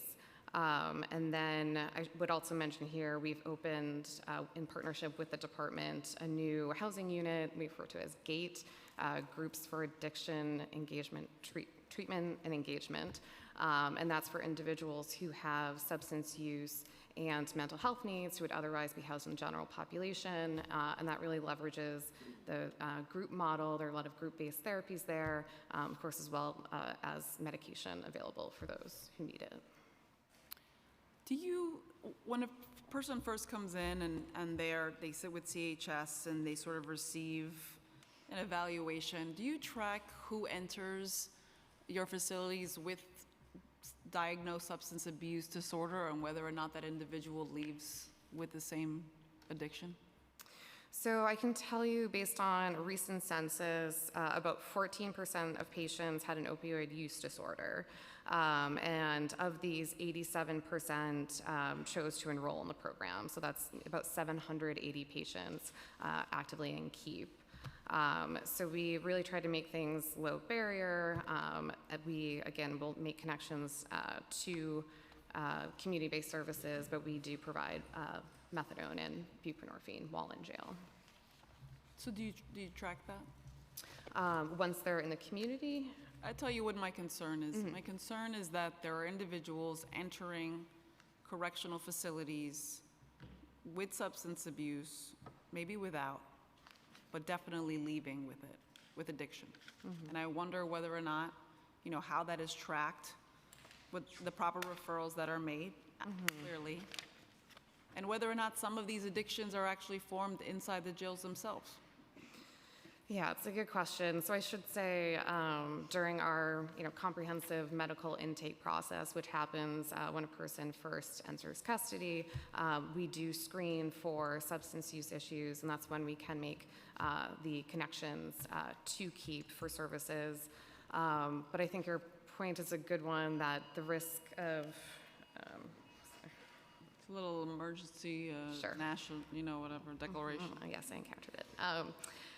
Yes, so, right, the risk of drug overdose in the jails isn't specific or even predominantly among people with a known substance use disorder, especially if people aren't tolerant to certain drugs. And so that's why we've really expanded the harm reduction efforts. And that's where making naloxone available, making training available, really comes into play. Counseling, that's Yes, where the absolutely. one-on-one can come in. Okay.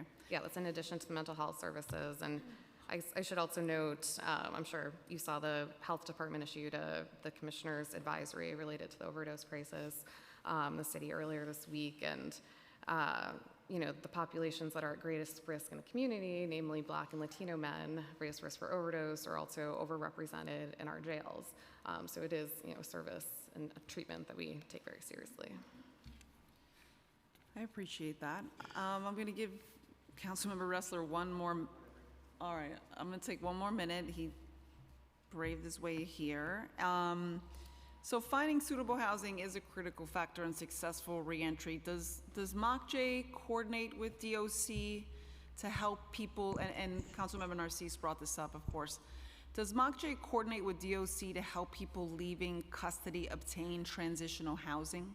Thank you so much for that question. That's something that we're really proud of and that we've worked with DOC in lockstep on since the height of the pandemic. And we continue to receive referrals from the Department of Correction, triage those referrals to our network of transitional housing providers, and very often provide transportation directly from correctional facilities to our transitional housing beds. So that's something that's been working very well, thanks to partnership with DOC. What percentage of people leaving DOC custody are referred to the New York City shelter system? That's a very good question, and I can get back to you on those exact numbers. Okay. I'm gonna go to my colleague, Councilmember Ressler, to ask a few questions, and thank you. Thank you for your testimony thus far. Of course, my notes disappear as soon as I say that I'm ready. I spent the morning in mostly South Williamsburg, clearing catch basins where we have feet of water. So I am very much thinking about my constituents this morning and folks across the city who are struggling. We certainly suffered millions of dollars of damages just in our neighborhood in South Williamsburg and have serious issues across the district. I hope everyone's okay and safe. We'll save our displeasure on the lack of communication and warning for another day. I just want to start by saying I'm almost not even inclined to ask DOC any questions because I'm so disappointed with you all. Last year, you came to us and said it was not for performance reasons, that you were cutting the $17 million in reentry programming because you needed to make these critical budget cuts. But there are 1,029 vacancies in the agency. Cutting 60 of those vacancies, positions that are not filled today, would have been the equivalent of the reentry programming. This city council pushed aggressively for the reentry programming to be included in the adopted budget, and the mayor and DOC said, absolutely not, we cannot, will not allow for this program to be funded, even if the council insists on funding it itself. And the reason is clear, because you just don't want eyes and ears in the jails. You don't want the Fortune Society, you don't want the Osborne Association, you don't want trusted people seeing the horrors that you are responsible for every single day. And that is why you cut this programming, with no care whatsoever for the futures of the people who are in your custody, no desire to help them land on their feet in productive ways. You just cut and eliminated this programming because you didn't want oversight for the transgressions that you are responsible for. That is why it occurred, and it is disgraceful. So I'm gonna not ask any questions of DOC. I'm not gonna ask any questions of correctional health. I'm just gonna focus on DOP today. I'm deeply concerned about the changes that we've been hearing about at the Department of Probation. From what I understand, 3 of the deputy commissioners and general counsels who've been there for years and are some of the trusted folks at the agency have all left in the last couple months. Michael Forte, I believe Janine Gray is leaving, Wayne McKenzie. These are distinguished professionals. The Department of Probation, from the eras of Michael Jacobson to Marty Horn to Vinny Schiraldi to Ana Bermudez, has had a remarkable history as a reform-oriented agency focused on preventing our young adults from getting on the wrong path. And I'm very concerned that we are moving in the absolute wrong direction. So I'd just like to ask a few questions. One, when our youth detention facilities, our secure detention facilities, our city jails for kids, jails for kids, are at capacity. We've seen the population of kids in jail double under Mayor Adams' tenure. why would we eliminate a highly effective preventative program that engages young adults in our NYCHA developments and eliminate it on a day's notice far before the mayor had announced any pegs that were pending? Why would we eliminate this program on a dime when it was an effective preventative program engaging our high at-risk youth in this moment? Well, thank you for the question. Maybe it was engaging. I mean, I don't know. Like you said, I just took office 6 months ago. But what it wasn't, from what I could see, I didn't see where any success. I didn't see it. And it's not just about it's about keeping them out of the criminal justice system, I agree. And that's my job as well, and that's my intentions. But with that being said, I like to go back to what you said about the individuals that are leaving the agencies, right? People move on. I agree. Key people, a lot of time there, dedicated, absolutely, truly going to be missed. Commissioner, just because the chair's going to cut me off, if we could just aim for brevity, I would appreciate it, because I got a number of questions So for the you. reason why the program was cut, I explained earlier, there were no successful metrics. So There was this program nothing was based supporting on the it. ARCHES program, which is a highly successful evidence-based approach where there's been extensive outside research and independent analysis and evaluation to demonstrate efficacy. Next Steps is based in the NYCHA developments where we have some of the greatest challenges in the city. It's with credible messengers that engage young adults one-on-one in effective mentoring. I've seen the program up close. I've seen it in communities across Brooklyn. It works. And frankly, I had thought your record in Queens was one of partnering with CMS providers and leveraging the expertise and credibility that they can offer, and I've been really surprised that that hasn't been the approach you've taken at the Department of Probation. So the next question I'd like to ask is, when you arrived at DOP, how many officers carried guns? I don't know. I didn't even know how many guns they had because there were no systems in place to tell me that. How many So, officers carry guns now? anybody that's in a supervising position. How many people carry guns in your agency? How many guns do we have? I'll have to get back to you. We'll get back to you on that. From what I understand, we now have Department of Probation officers across the city of New York openly carrying guns. They all had firearms when I got there. Everyone has to be firearm trained in order to be a probation officer. This is a highly unorthodox policy relative to other other agencies around this country, other state agencies, and it's deeply disturbing to me that we are increasing by the hundreds the number of guns out in New York City. It is not the right message for us to be engaged. Our probation officers in uniforms carrying guns are not the mentors that our young people need. And instead, we're cutting and eliminating the mentorship programs that were effective. I think that it is both going to deeply and profoundly undermine the efficacy of the agency to have uniform-wearing, gun-toting individuals, and I'm deeply concerned for our collective safety. You know, when the mayor made comments on the campaign trail that he was going to carry a gun into City Hall and into church and anywhere he liked, I didn't think that it would carry down to all of our agencies carrying guns. And the prevalence of guns at the Department of Probation is highly concerning. And I am certainly going to be digging in much more closely on this policy, the risks that it represents, and going to do everything that we can here from the council to place severe restrictions and limitations on them. Probation officers have always carried firearms. It was just optional. Some of the probationers were carrying prior to me being appointed to this position. My thing is, I'm proactive. They go into households where guns have been recovered, drugs have been recovered. It's a safety reason. So as a result of such, anyone supervising probationers, our clients, they're required to carry firearms. This is, In the probation office, had been a place where we were oriented toward reducing incarceration, helping people get on the right path. It is turning rapidly into a punitive agency under your leadership. Absolutely not. And I'm deeply concerned about it. The message that is sent by officer after officer carrying a gun into people's homes, carrying a gun when people visit their probation office in downtown Brooklyn is deeply disturbing. This is the wrong direction for the Department of Probation. This is the copification of New York City government, and I'm deeply concerned about it. I'm very concerned about the officer's safety when they're conducting these conditional searches and going into households where we have recovered firearms, We where will we s- have recovered drugs. I'm concerned about that. I'm concerned about the clients as well. So As am I. when I cut a program, this particular program, these 17 service providers are still service providers for DOP. I don't want it to be where we think we're not in business with them. We are. And I don't want it to be mistaken that this may not be, this program is totally eliminated. My understanding is that the program manager took authority on themselves to inform the providers that there was going to be no more funding in days, less than a week.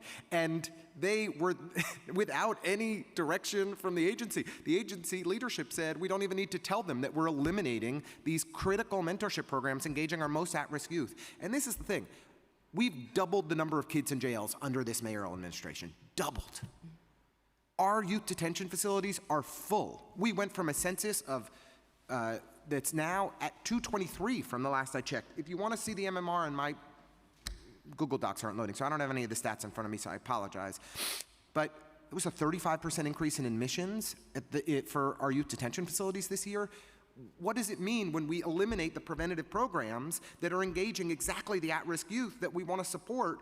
It means that more of them are going to end up going to our youth jails. That the decisions that we're making at what had been an agency that was focused on prevention, that was focused on helping our young people get on the right track, is turning into a punitive agency, is turning into an agency where probation officers are walking in the door with guns and scaring people rather than helping people. And I think there is a lot more oversight and analysis that is needed here. I am very concerned about the loss of the expertise of Michael Forte and Janine Gray and Wayne McKenzie, distinguished professionals who had spent many years, I imagine many decades between them at the Department of Probation, and we're replacing them all with people who don't have probation experience, who don't have the expertise. This is the wrong direction, and I want to be as clear as possible. I am profoundly concerned. I'm not concerned. I'm not concerned, council member. I think we have the expertise that we need. And I don't negate anyone that dedicated their time to local city government. I did so 36 years. I walked in these doors, and I don't see the metrics that I think is going to help us reduce recidivism. I can't find them, and I don't see them. And when I ask for them, I can't be provided with them. I'm changing that. Next because Steps that's is the based only on the way you're ARCHES going to program, affect which is recidivism. ARCHES has been independently evaluated and analyzed for years. Next Steps has been in place for the better part of a decade and has been highly effective. These programs are meeting the needs of our most at-risk young adults. If you don't want to see those results and you don't want to see the data that shows how this work is making a difference, then that's your decision. But we're moving in the wrong direction. The priorities are not what they should be. And I really believe that this city council needs to push back much more aggressively and provide critical oversight and place strict limitations on what is happening, because I've been really proud, dating back over decades, to the reform-oriented work of the Department of Probation, and I've never felt more strongly that the agency is on the absolute wrong track. So, thank you.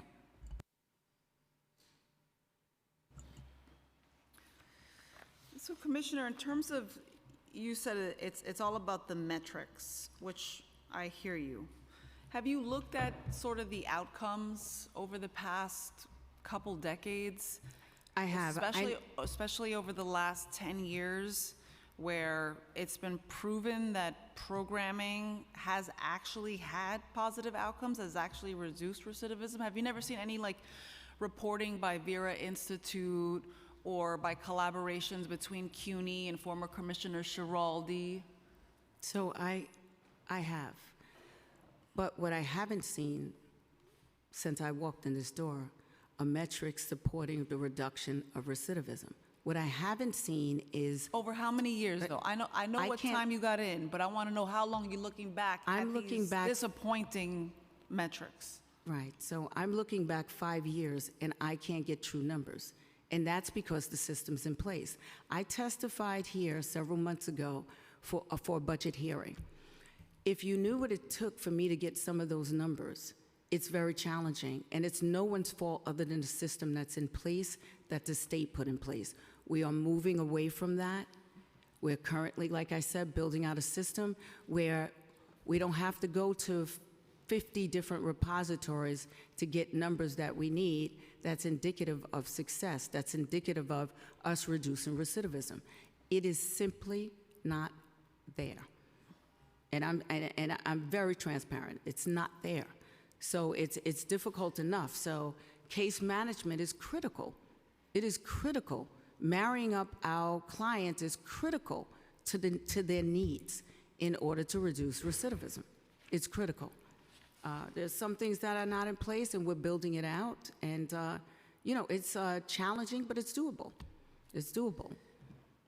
I think it's just such a difference in terms of, saying that a program is emblematic of what works, and then now saying there were no metrics in place. But you look back 5 years, we're going to look back 5 years. Mm-hmm.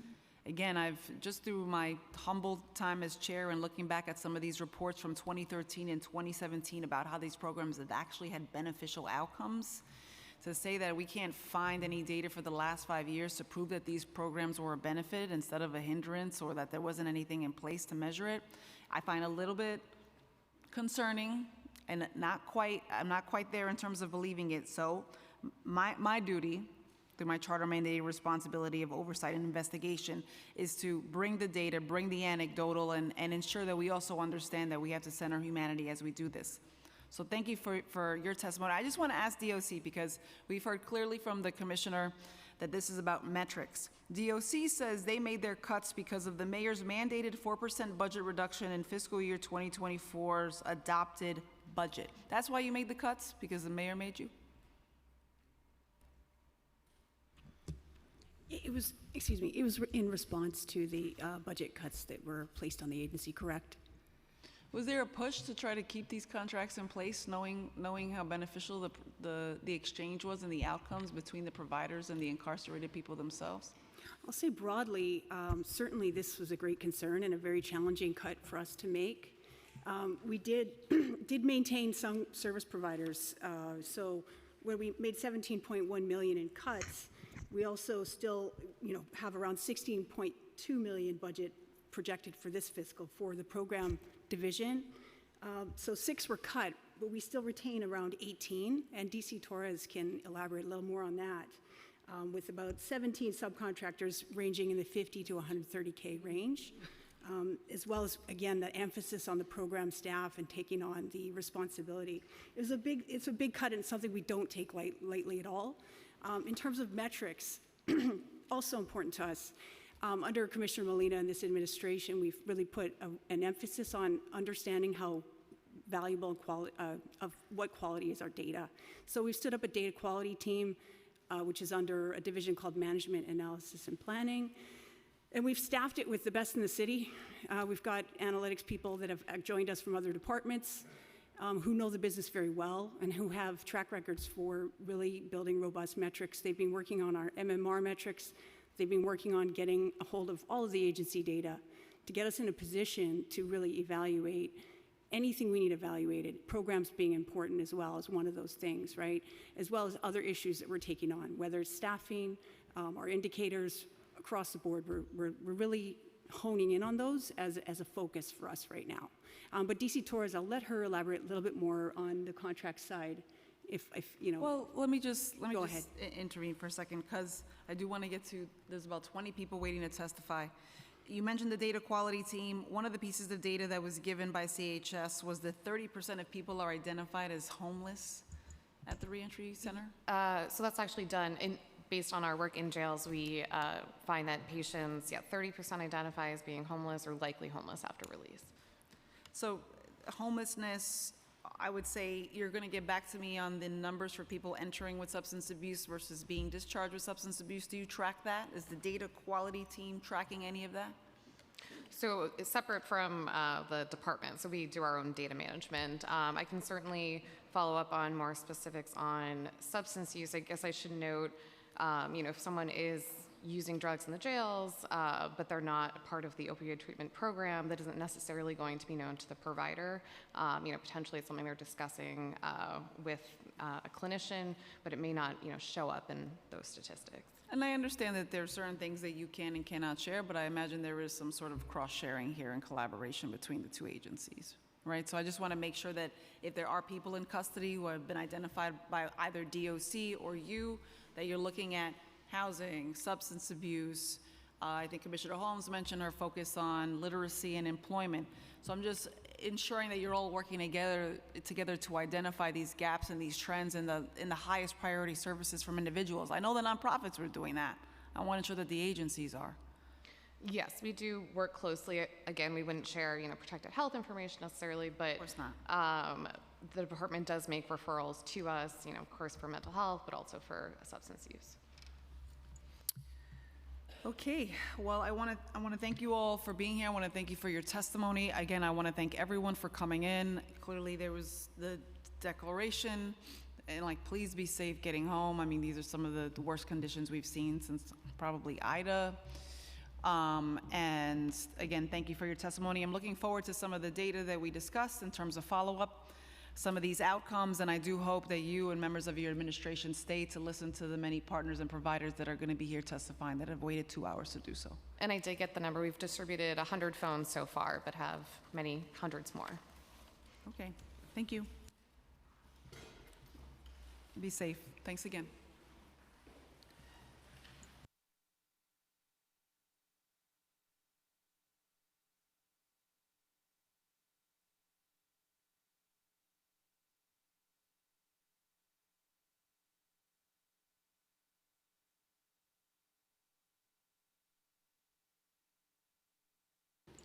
So for those here to testify and those on Zoom, I'm going to have committee counsel call you up, only because it's kind of like a flowing situation in terms of who here is in person and on Zoom. So bear with us, and we want to make sure that everyone who wants to gets a chance to provide testimony. And thank you again to everyone who is here and joining us via Zoom.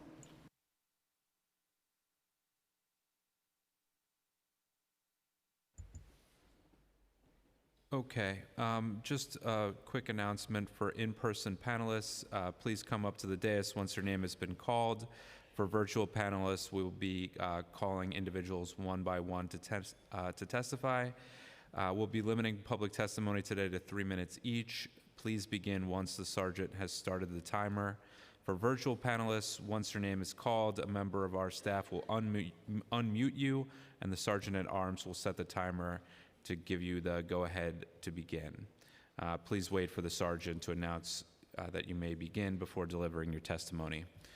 We're going to start with a hybrid panel. I believe in person we have Nadia Chait, and then we're going to hear from Andre Ward and Megan French Marcellin.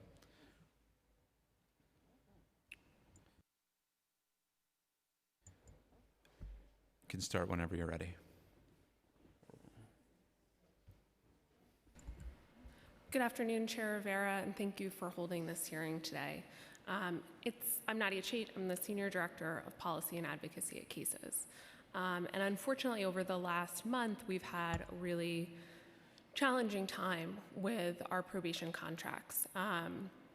We have a range of programs that we partner on probation with, both programs that serve young people preventatively in the community, and programs that are intended to serve folks who are under probation supervision. As you acknowledged in your questions, the Next Steps program was cut incredibly abruptly. We received notice at 8:21 p.m. That the program would cease to be funded less than 5 business days later. This is an intensive mentorship program that is grounded in building trusted relationships with young people. So it is I can't really see a scenario where we would ever want to cut a program that abruptly, but to do that to young people who have really built those relationships with their mentors was just incredibly hard for us. And I want to read just a little bit that our Next Steps program participants shared with us about the value of this program in their lives. They said, Next Steps has helped us to find jobs and internships while helping to motivate us on a daily basis. Next Steps creates a good, safe, positive space for us to express ourselves and be free. With mentors that genuinely care, it gives us extra support from someone that we can go to without the fear of being turned away. This program has encouraged us to always do the right thing and to follow in the right path. And the same participants who shared that statement with us They see their mentors in the community. Our mentors were hired from the community and they're part of the community. And a month after the end of the program, we are still having participants go up to our mentor and say, when can we meet again? What are we doing next? Because they're not in other programs. They have not been connected to other services. This was a preventive program. They're not eligible for ARCHES. Our participants were young men, so Girls Talk is not a program that's going to serve them. And so we really appreciate your support and really urge the city to restore the funding for Next Steps and to bring this program back. And the other program I'll talk about very quickly is Impact. We do have several other contracts with the Department of Probation, including Adolescent Portable Therapy, which the Commissioner mentioned. APT is a great program. We were very happy to have that contract renewed. But it's not at all the same as Impact. It's not an alternative to placement. While it does serve young people who are under probation supervision, it is a voluntary referral from probation officers. So it's not the same as what the, what the process would have been for young people on Impact. Impact would have been a much more intensive program and also would have served far more young people. It would have served 175 people, where APT serves about 30 each year. Thank you. Thank you. Thanks. Next, we'll go to Andre Ward, participating via Zoom. Yes, good morning. Do you hear me? Yes, we do. Good morning, Chair Rivera and members of the Committee on Criminal Justice for the opportunity to provide this testimony. My name is Andre Ward. I'm the Associate Vice President of Policy at the Fortune Society, which has been around for about 55 years as an organization supporting successful reentry from incarceration and promoting alternatives to incarceration so as to really strengthen the fabric of our communities. And one of the things that we know at Fortune, right, in FY23, we served about close to 11,000 people or so across our programs and in our continuum of housing models, including nearly 2,700 people held in our city jails. And as a group of providers, until June 30th of this year, every day we've collectively engaged with nearly 1,700 people across 200 housing units and jails with hard skills trainings, et cetera. But as you know, Chair, those contracts were canceled. And the overwhelming number of people in our city jails are Black and brown, as I'm sure you know. And when we as a city failed to invest in the kind of programs that help them secure employment and supportive services after their release, we're really collectively contributing to the whole widely reported growing gap in unemployment rates between Black and white New Yorkers. So it's a really important issue for us. And unfortunately, we're really proud to say that we hire our mission. Approximately half of our staff have been directly impacted by the criminal legal system. We also know, even including our newly named incoming president and CEO, Stan Richards, who was also held in Rikers at one period of time in his life. And we know it works, right? And we strive every day to make sure that we're supporting people. And we know that what works first and foremost is providing people with safe, stable, affordable housing and ensuring they're on pathways to financial stability and wellness. And having a home is critical, right, to all of our abilities to find and maintain employment, pursue education, and be connected to family. Our people, have, or rather, once people have the necessary base of operations in stable housing, they thrive. They also be able to be financially stable. They also have physical and mental wellness in many instances. And Fortune offers both those pathways through our robust array of community programs. One of the things we know is, we also know that connecting with people before they're released from jail makes a difference in their likelihood of engaging us once they're released. Our data shows that people who engage with us while released, or rather after their release, who did not work with us while we're in jails, approximately 400 of those people enrolled in our community-based transgender services within the past 12 months were previously engaged with us while they were in jails. And so within the 60 days immediately upon their enrollment. So that just really speaks to the importance of these programs. But as of June 30th, that warm handoff Your time has expired. Thank programs you. is obviously stopped abruptly with the cutting of the programs. So, we can understand that the city faces tough financial choices, but we also know that as a city, we must take the long view about how to best enhance our collective safety and well-being. And we must always guard against exacerbating existing racial and socioeconomic inequities. So we thank you, Chair, for holding this hearing, and we certainly look forward to making sure that we partner with all of our organizational partners to make sure that people are receiving what they need. So thank you. Thank you. Next, we'll hear from Megan French Marcellin.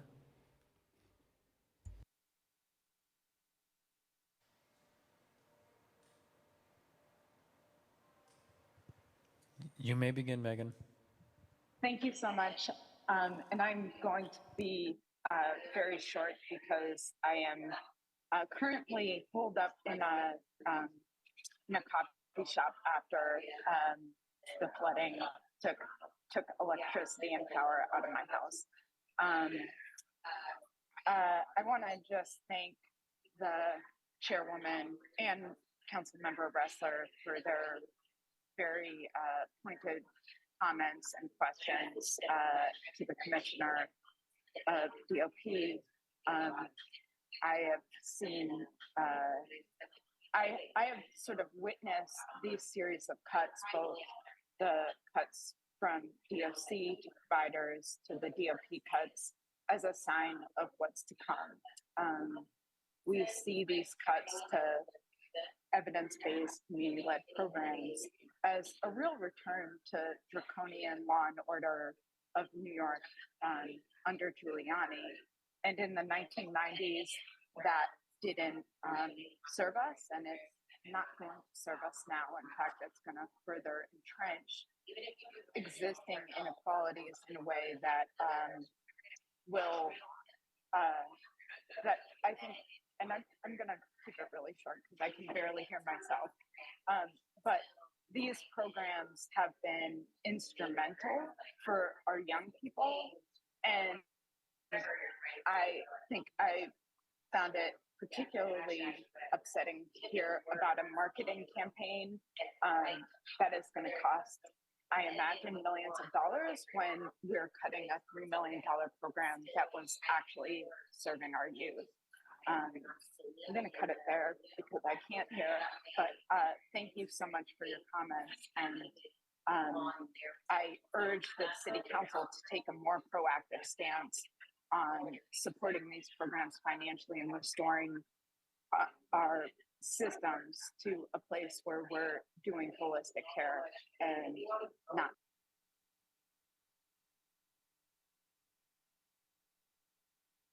Thank you. Next, we'll call the folks who are in person here today. Kingsley Rowe, Zakaya Warkeno, Andy Collado, Arnell Jackson, Janelle Farris, and Hubert Leah.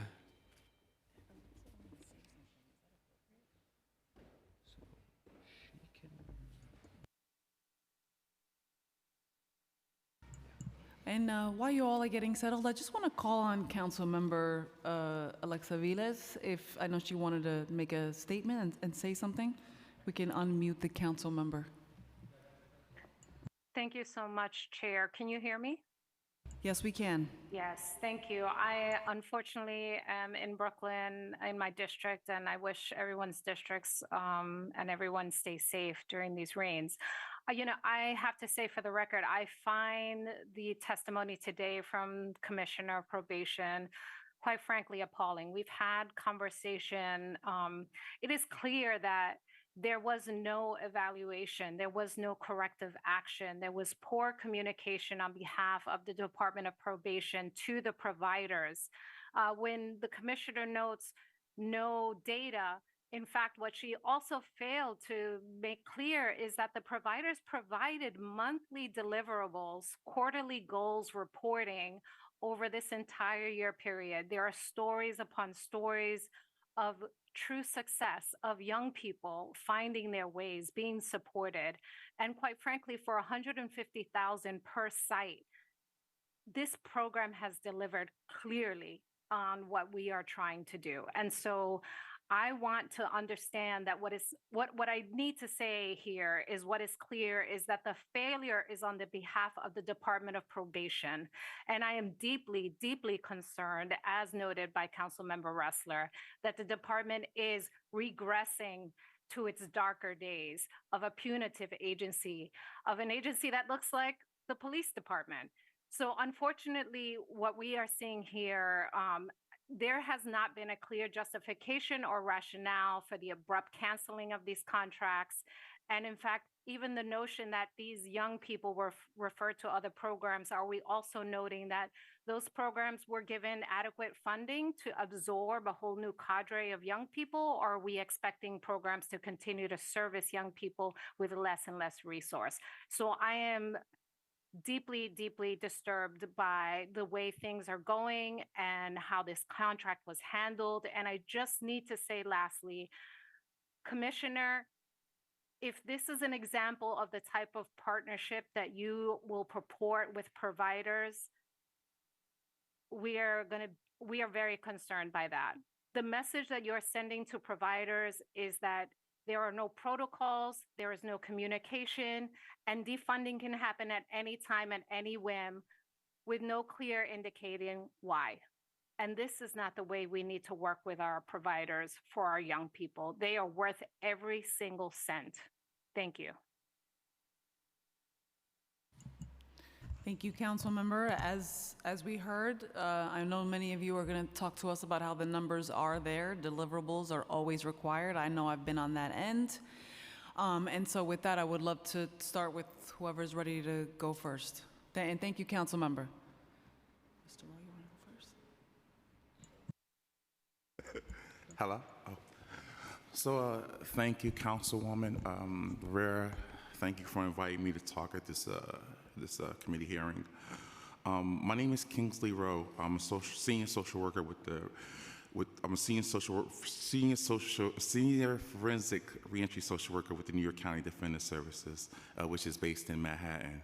My job is to support clients returning from Rikers and by providing social services in a reintegration back into the community. I submitted a lengthy testimony, which I gave to Sergeant at Arms.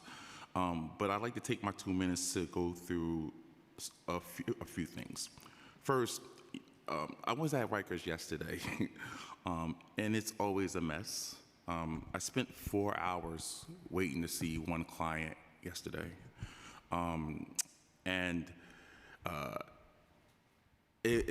Normally it's always this way, so it's very hard to see clients and see people because of the length of time it takes to see people. Regarding the next important thing is housing.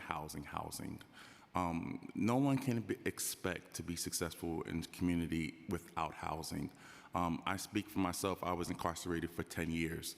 When I came home, it was only because my father had a home base for me to launch from that I was able to do the things that I needed to do in society, which mean going to NYU, getting my undergraduate degree, and getting my master's degree from NYU. But I wouldn't have been able to do any of that had I not had housing. During the pandemic, MOGJ operated successful reentry hotels. There were still a few beds open operated by Housing Works, but that isn't nearly enough. I've attached details that demonstrate the successes of these programs with my written testimony, but I cannot say enough good things about them and how they literally save people's lives. I don't know, one can imagine, coming out of jail and having no place to go. Shelter isn't a stable place to live. Shelter isn't, is going to give them the foundation that they need to reintegrate with their families, to be successful, or to get jobs. I heard the commissioner of probation say that she wants them to buy houses and she wants them to be successful. But if you're taking away all the tools that one needs to be successful, how are they going to be? It's like someone to put on boots, pull up your bootstraps, but you don't have any boots to put on. You don't have any to pull up. Also, with regard to the phones. I saw the phone. I was at the trailer yesterday. I saw the phones, but it was empty. It was empty. And the clients that I speak to at Rikers, my clients, I asked them about the trailer, and no one knows anything about the trailer. No one. They have these resources there.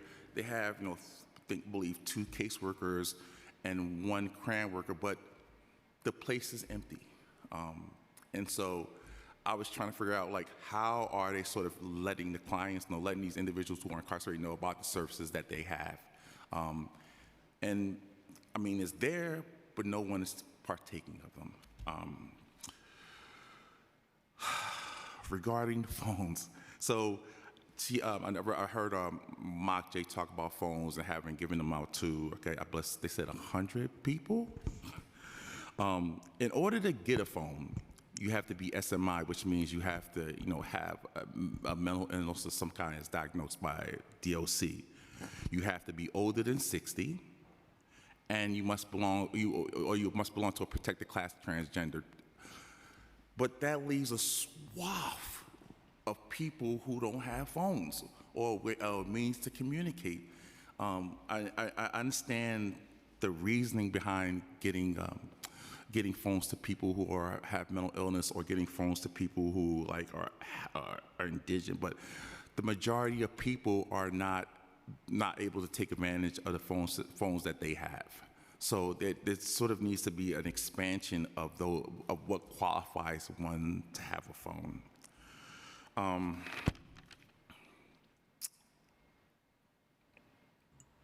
Well, I do have your testimony as well here. Yeah. So not only do I see your recommendations in terms of legislation and things that we should do, including reinstating the contracts that were lost, which I think many of us are in full agreement with, I do appreciate the numbers that you also included here in your testimony. So thank you for that. Also, there's a lot of programs that I know you spoke to them about, the programs in the jails. And I have like a program like College Way, have significant issues trying to reach clients in Rikers. It's like, it's just very difficult to engage with anyone there, just from the standpoint of the officers there, the staff there. Just there seems to be a real disconnect between the people who come to help there and the people who are manning the jail. So anyway, I guess that you can any way you can sort of redefine what that relationship is, because I think in terms of, I just think it's more punishment. You talk to people in Rikers and they say, oh, these people are, criminals, and these people don't deserve anything. And this is the prevailing culture within Rikers. How can someone get well? How can someone, progress if everyone around them is saying that you are nothing? You are, you deserve to be where you are. Making it difficult for people to get services. Like, I have clients that say, I'm trying to get to the program, but no one is calling on my block. No one won't allow me to go there. The tablets. I just hear about this. The tablets. I have clients who say they're unable to get tablets. They're unable to use them in appropriate ways. So, I would hope that you would take the Department of Probation, take Rikers, take these people to task for the services that they're providing, or the platform they're providing services to people who are incarcerated. Thank you. Thank you so much. Thank you very much. And thank you for, sharing your own experience and how you brought that in. Thank you. Is this working? Okay. Yes, it is. Just can we move a little closer? Thank you. There you go. Good afternoon, and thank you for having this hearing. I know you're not responsible for the rain. My name is Janelle Ferris. I'm the Executive Director of Brooklyn Community Services. It's an organization that fosters the educational success of children, the leadership development of youth, and the employment and housing stability of adults in Brooklyn. I'm here to testify in support of Work Plus programs. They are the target of the Department of Probation for the next programs to be cut. At BCS, we operate a Work Plus program in East New York, a community that's been disproportionately impacted by systemic poverty, violence, and disinvestment. Through this program, we connect youth who've been involved in street violence, incarceration, or have dropped out of school and have limited educational and work skills. We connect them to counseling, workforce training, and individualized support. The BCS Work Plus helps youth to achieve stability for themselves and their families, to make better decisions and to become contributing members of their community. In January 2022, the Adams administration released a blueprint for community safety, which outlines a roadmap to strategize to reduce gun violence throughout the city of New York. The blueprint targets communities such as East New York, where opportunities, skills, training, they're all needed for young New Yorkers who are justice involved.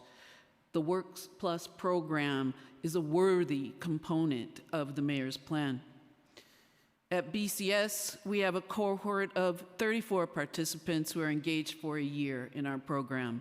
We provide them with case management, education, workforce training, as well as referrals to mental health programs and other services. Since 2020, nearly 100 people have received our support and earned certification and credentials for upwardly mobile employment. We're proud of people like Tahir Dukes. Tahir was referred to our program by another graduate, and he entered Work Plus and earned several OSHA certificates and is now earning a living wage, working in construction and building maintenance. Eliminating Work Plus will take opportunities like this from young people like Tahir. They can put them, programs that can put them onto a pathway for success and self-actualization.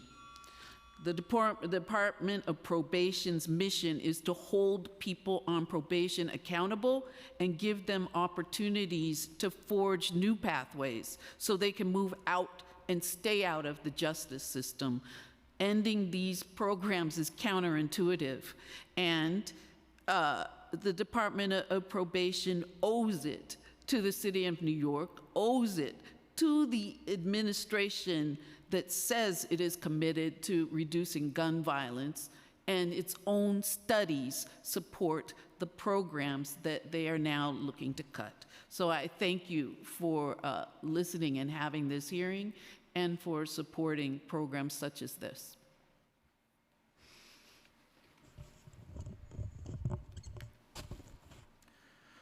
Good afternoon, Chair Rivera. My name is Hubert Lila. I'm a program director at Brooklyn Community Services, and I supervise the East New York Department of Probation Work Plus program. We service 34 at-risk individuals a year from the East New York section of Brooklyn. As you know, one of the highest poverty and housing insecure sections of New York City. Work Plus assists young people between the ages of 16 and 30 with professional development, vocational training, employment assistance, as well as conflict resolution. But more importantly, we instill hope and motivation into our young adults. Yes, we can quantify how many of our clients earn the credential training or earn their GED or secure employment, but I know metrics are important to this body. But how do we quantify self-esteem, self-dignity, and self-pride? We can't physically measure these variables, but still we have many clients' testimonies that demonstrate transformation, emotional growth, and maturity since participating in Work Plus. They can't be here today, so I would like to amplify some of their voices. As my colleague stated, Tahir Dukes, Work Plus didn't only help me acquire my OSHA certification and internship, it helped me realize that there's more to life than just my block. That the way things are, is not the way things have to be. And if I could change my way of thinking and my perception, then I could change my reality. Eddie B. Work Plus taught me that not every problem has to be fixed with a hammer, and that the more tools I have in my toolbox, meaning life skills, then the better I will be at resolving issues and managing crisis in my life. Today, I'm confident that I can de-escalate negative situations in my life, and I don't have to resort to violence to solve any problems. William S. I wanted to do better and knew I had to choose a better way to feed my family, but I didn't know where to start, and traditional school wasn't for me. But Work Plus allowed me to earn a certified vocational training, helped me with my resume, and to secure a job in construction. I no longer have to hustle to support my family, and most importantly, I'm becoming the man my kids can be proud to call dad. These are just a few testimonies from the clients we serve. Our unique combination of college-educated and credible messenger staff allows us to meet clients where they are, walk with them, and guide them where they need to be. There is no one-size-fits-all, and each client is different and unique, so our approach is different as well. We don't tell clients what they have to do, we ask them what they want to do and where they want to be a year from now, and we help them get there. If we lose Work Plus, then we lose hopes for a better East New York. The only difference between young people in East New York as opposed to young individuals in Brooklyn Heights is not their ability, but their access to opportunity. And Work Plus brings that accessibility to East New York. I commend Commissioner Holmes earlier for stating on the record that she will not close any other DOP program, but enhance them. I hope she remains true to that statement. Thank you so much for your time, Commissioner. Chair Rivera.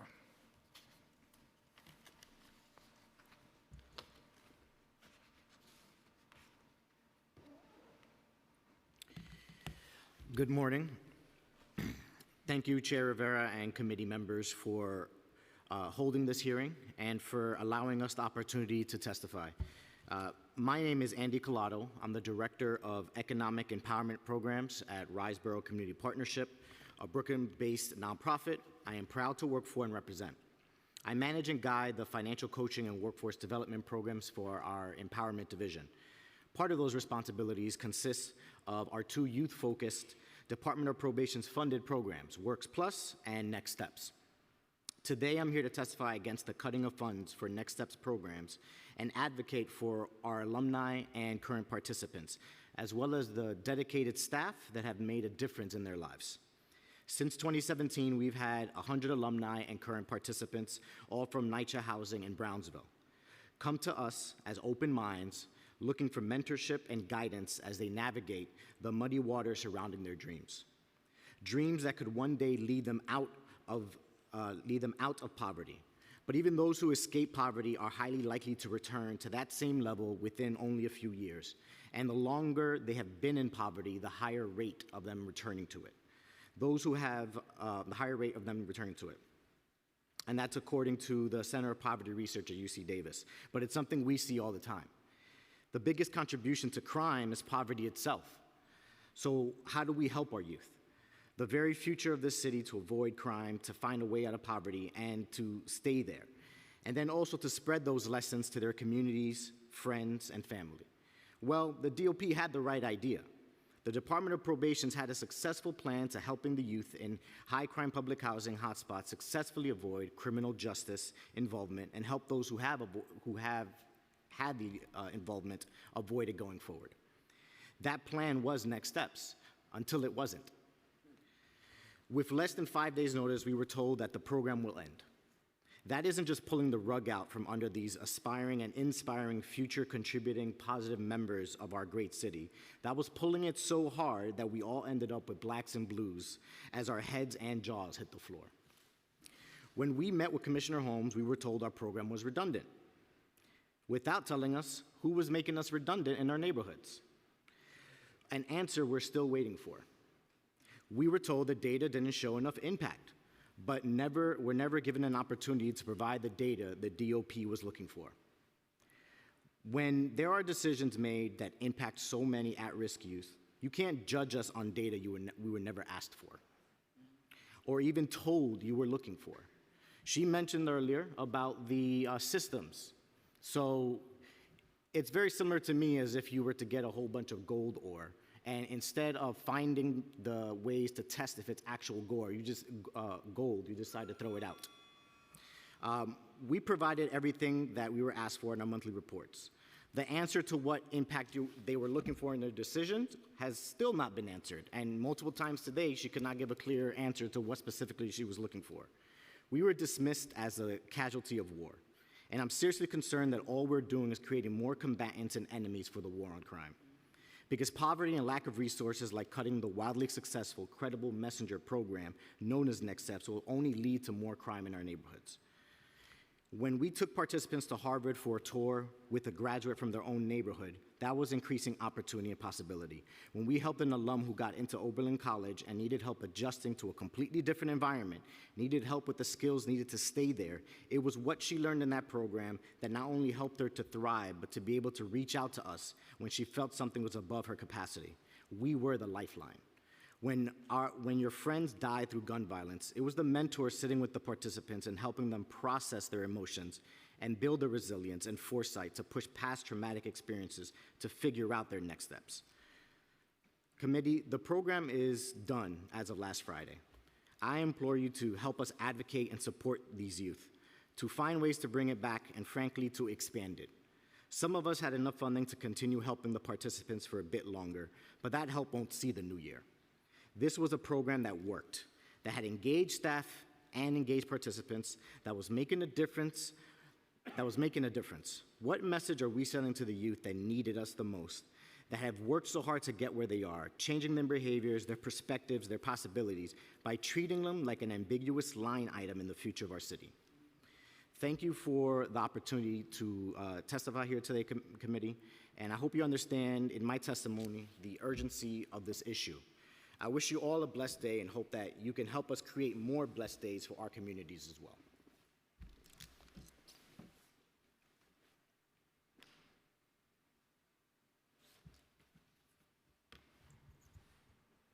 Can you hear me? Yeah, yes, we can. Okay.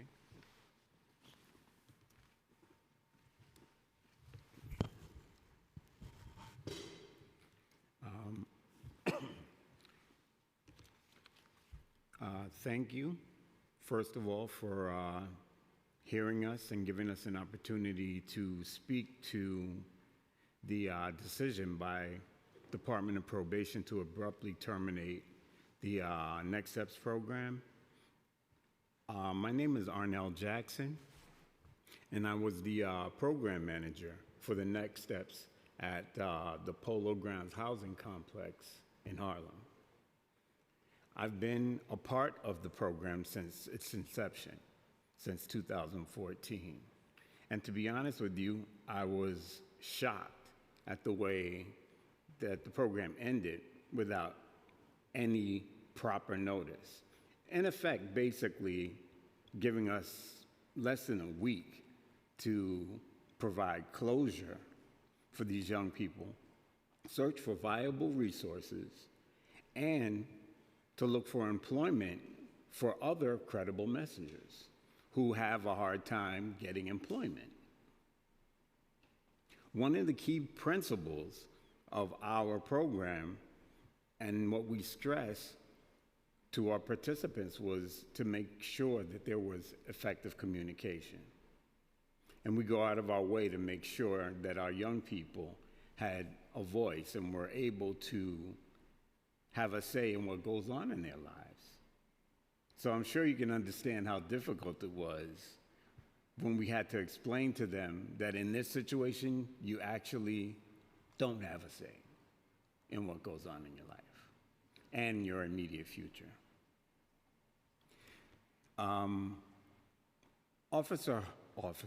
Commissioner Holmes often said that it was redundant, but what made Next Steps different was the fact that they didn't have to be on probation to attend. It allowed them to become part of something without being involved in the system, which was a blessing and a curse. It was harder to get them to stay because there was no agency saying, you know, you have to be here.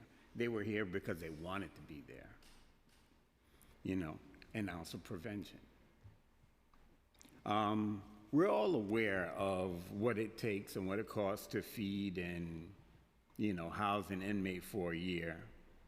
And there's still no conclusive evidence that, you know, that someone actually gets better by using these methods. So, I mean, there's no opportunity to gain anything when you are locked up. When you are out, there are more opportunities, and it's better to try to find something before it happens. In our Zoom with Commissioner Holmes, she mentioned that she saw that we were taking the young people to the movies. And I would argue that if you have a young person who's in the movies for 2 hours, it takes them away from the neighborhood. So that's better than being influenced negatively for 2 hours. And as far as evidence, where she continually said there is no evidence, we did a 2-part workshop after we took them to the movies to see Black Panther. This was all sent to them. Black Panther, and this was put out by Harvard Graduate School of Education.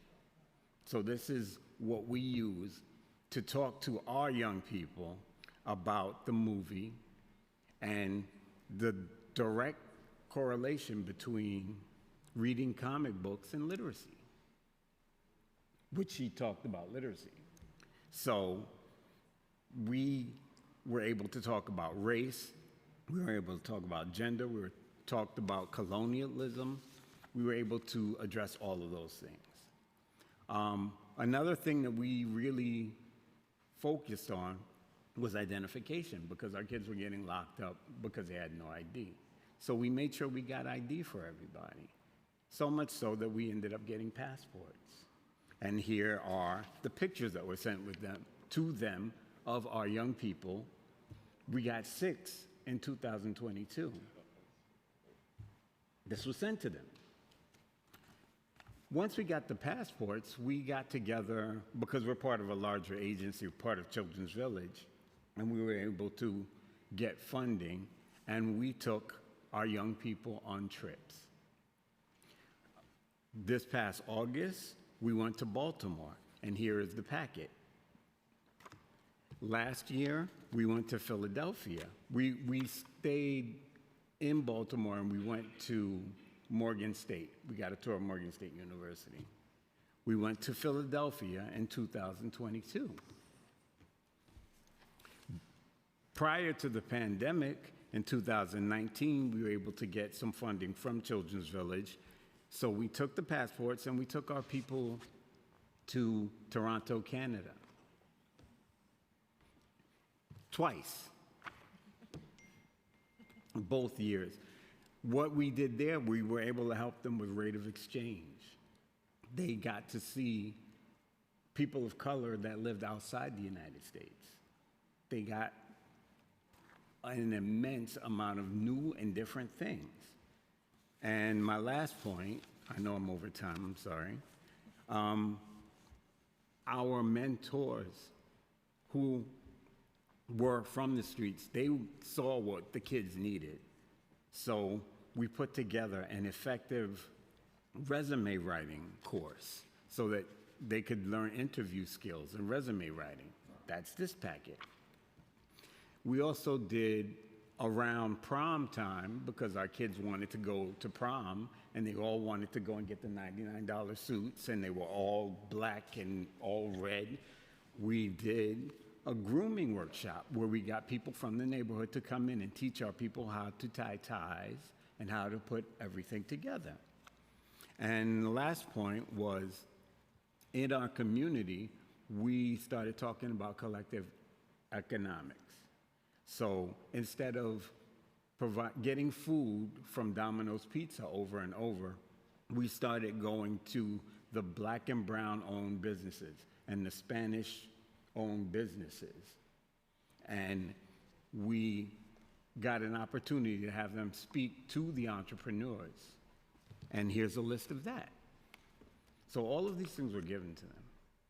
So as far as proof and evidence, I'm not sure what other evidence they're looking for, but I understand that I'm over time, and I just want to thank you for the opportunity Thank you.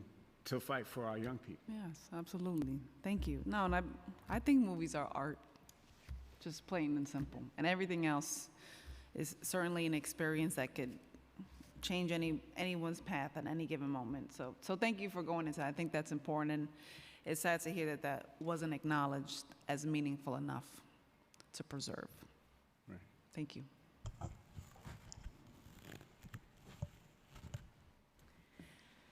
Hello, good afternoon. My name is Zakiah Warkino. I am a policy advocate and social worker at the Bronx Defenders. Advocates in our office were outraged when we heard that the Department of Corrections was getting rid of the $17 million budget for community-based programs and making themselves the program providers. Prior to Bronx Defenders, I was a greenhouse instructor in the horticulture program at Rikers. And I got to see participants get excited about experiential learning. There is a lot of intentionality and thoughtfulness that goes into creating lesson plans that will be meaningful, that will meaningfully engage participants. And this will be lost on DOC. A client being held in RESH, the Enhanced Supervision Housing Unit located behind the Rose M. Singer Center, described programming as being chained to a desk and given a packet to work through by themselves with no further engagement with the material. This is a preview of what's to come if DOC is allowed to be program providers. DOC, as the program provider, will be a conflict of interest because, as an institution, they have no investment in helping incarcerated folks get out of jail. A detainee's program involvement is an advocacy tool for negotiating with judges and assistant district attorneys for better case outcomes. When I first came to Bronx Defenders, a social worker shared with me a mitigation report, or also called a pre-plea investigation report, or called PPI. And she shared that with me as an example of how to tell someone's story to a district attorney. And to my surprise, that report was about one of my former students from the therapeutic horticulture program. And that report highlighted their participation in the program as a vehicle for changing the course of their life. And before I wrap, we urge City Council to pass two very important bills, one of them being Intro 549, sponsored by the Public Advocate, which will end solitary confinement in New York City jails and have a more humane form of separation, and the other being Intro 1203-2023, Councilmember Riley's bill, which would require DOC to provide discharge papers or jail release papers to everyone leaving their custody. Thank you. Thank you. Thank you to all of you for your testimony and for your work. Thank you very much. Thanks again to this panel. If there's anybody present who does wish to testify in person, please see the Sergeant-at-Arms in the back to fill out a slip. But for now, we're going to move to panelists who are joining us via Zoom. And I'll just name off the first three so everybody could be prepared. But we'll start with Veronica Vella, then Rebecca Kinsella, and then Luann Blaubauer. We'll start with Veronica.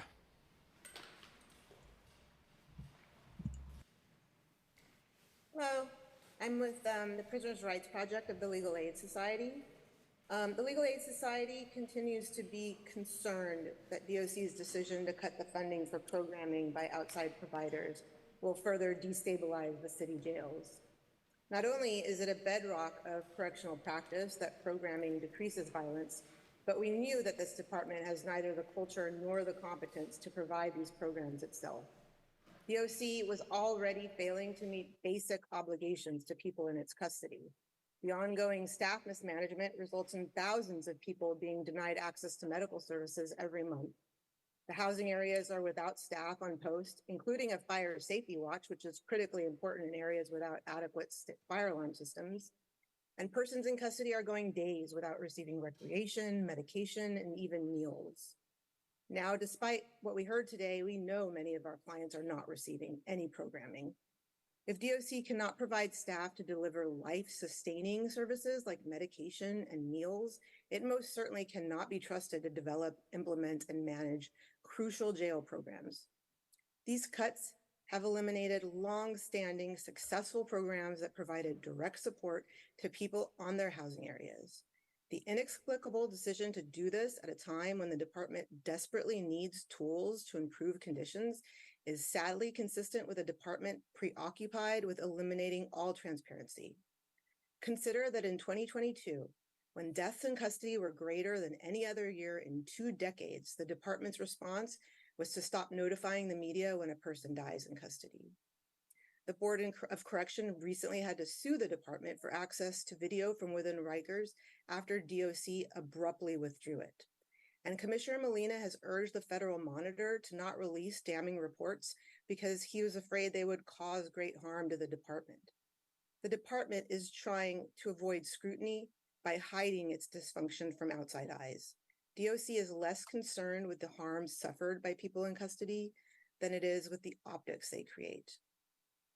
DOC should not continue to evade accountability. The Council should demand that DOC publish an ongoing, updated list of programs, providers, and enrollment. And because DOC would rather withhold complete and accurate information than accept accountability, the Council must independently verify any data to be accurate and that the programming needs of people in custody are being met. In a jail that has exorbitant use of force and violence rates and cannot manage basic jail functions like access to medical care, there are many reasons why programs provided by outside professional providers should be expanded, not eliminated.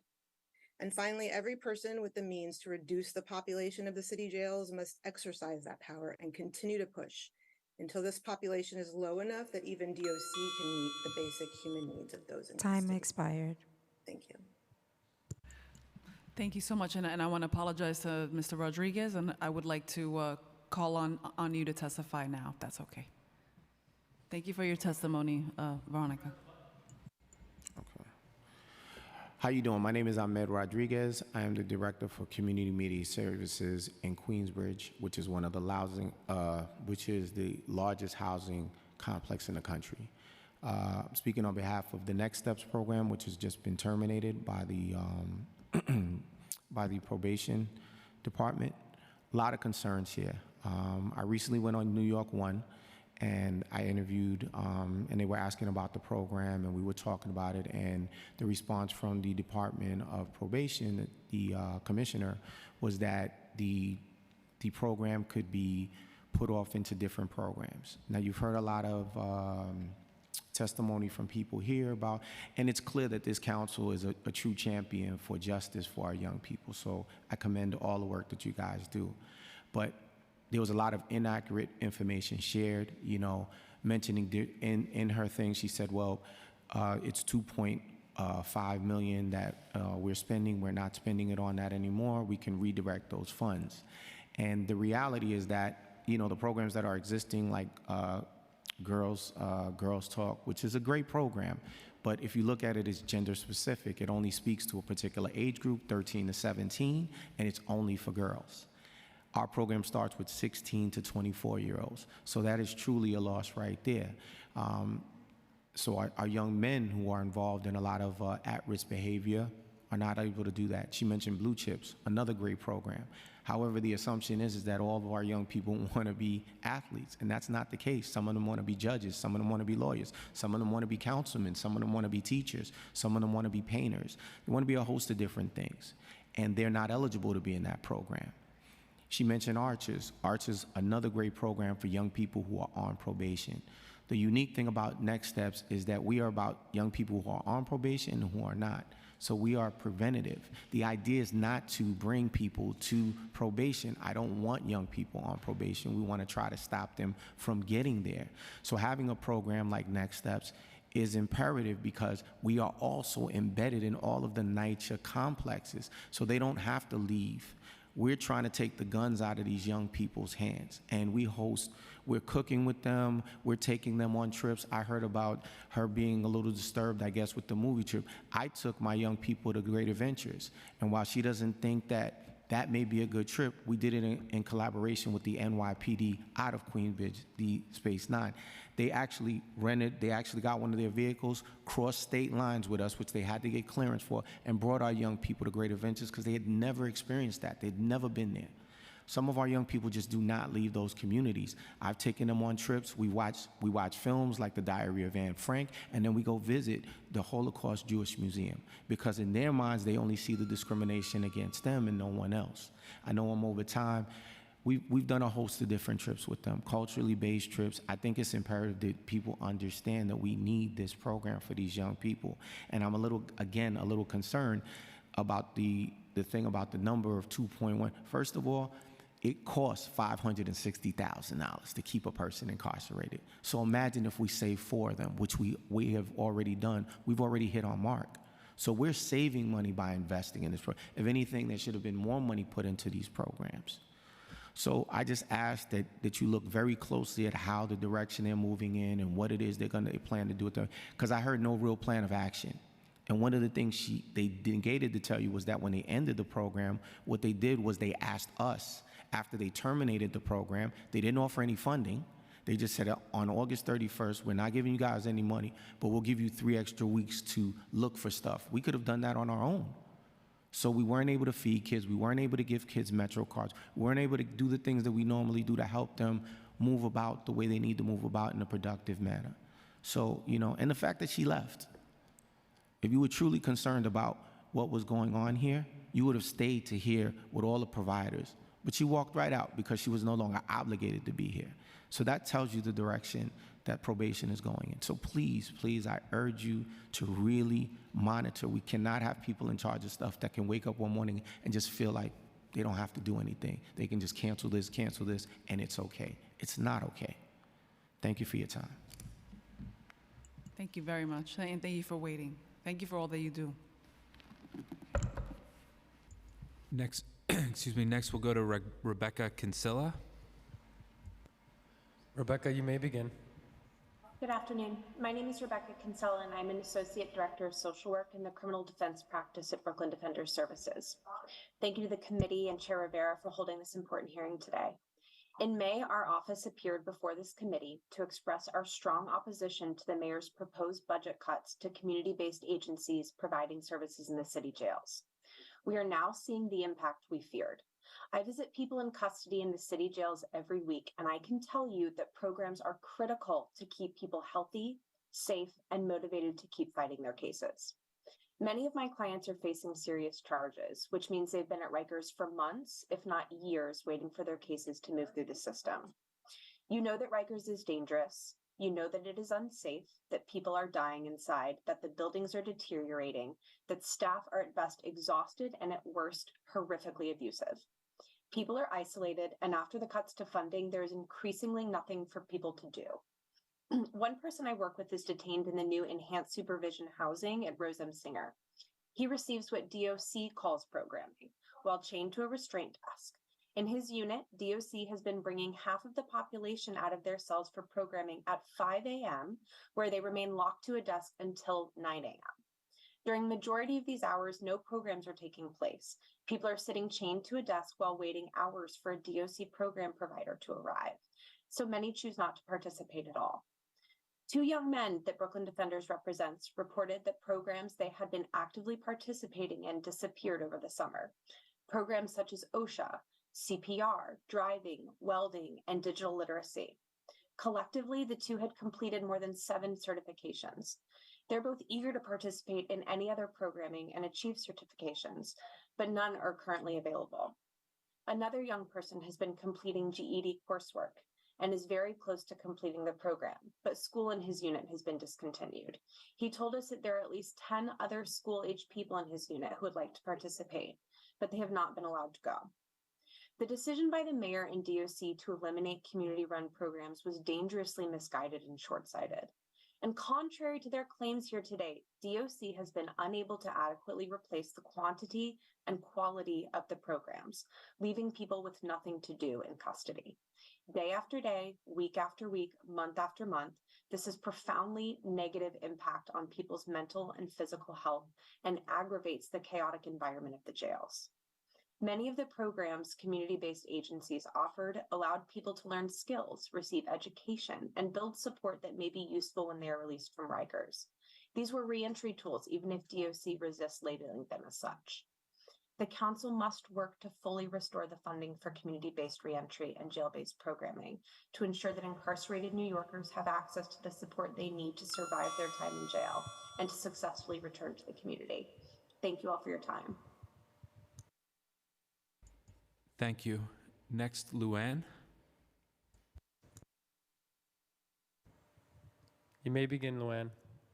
Thank you. And thank you, Chair Rivera and Community on Criminal Justice for the opportunity to testify today. My name is Luann Blauer, and I'm the Vice President of Vocational Programs at Good Shepherd Services. Good Shepherd has several contracts with DOP, including Next Steps, which was abruptly terminated on August 24th, and Works Plus and others. My testimony today is going to focus on the Works Plus programs, which I oversee at Good Shepherd, and which resemble Next Steps in terms of size and funding dollars. So I'm very concerned about the future of these programs. I'm here today to underscore the value of small community-specific programs that support vulnerable populations like justice involved or out of school, out of work youth.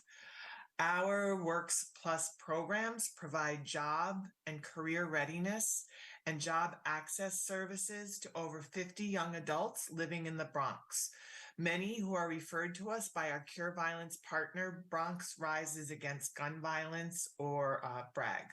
These programs are highly local, meaning that each program serves young people within a single precinct, literally finding and meeting participants where they're at. These programs are also what I would call high touch, meaning that we serve young people in small settings, enabling us to provide intensive and individualized supports and services to each participant. And these features are important because we're serving youth who are most at risk of falling through the cracks, including those who are disconnected from school or work, those whose lives have been disrupted by contact with the criminal justice system, and those who live in communities that are suffering from the long-term impacts of institutionalized racism. If we want to move the needle on poverty, on recidivism, or on community violence, then programs like Works Plus are a crucial part of the solution. We're a vital link in a system of opportunities because without us, those who need the resources the most are in the most danger of being left behind. And when young people have no faith in the system, it's not realistic to think that they're going to go out of their way to connect with opportunities attached to that same system. But we know their community.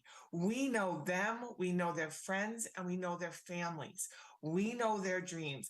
And honestly, those dreams don't always include being connected to a big cookie cutter offering like the CDL license, which the commissioner touted. It's their connection to our programs, to our staff, that clear the way for their connection to jobs, careers, and futures. For our participants, we are a bridge from what is to what comes next. So I want to ask again, ask the council to help us reinstate the Next Steps mentoring program and to help us Thank you. Your time protect has expired. programs funded by DOP that not only support youth across New York City who are on probation, but also prevent youth from ever touching the system in the first place. Thank you. Thank you. The next three participants we'll hear from on Zoom are Zachary Katz-Nelson, Darren Mack, and Jennifer Parrish. We'll start with Zachary Katz-Nelson. Zachary, you may begin. Thank you. Good afternoon. I'm Zachary Katz-Nelson. I'm the Executive Director of the Littman Commission. Thanks, Chair Rivera, for holding this hearing, for the chance to testify. Sorry I couldn't make it in person today. I also want to thank the prior speakers for their powerful testimony from a frontline perspective of these really creative, impactful programs.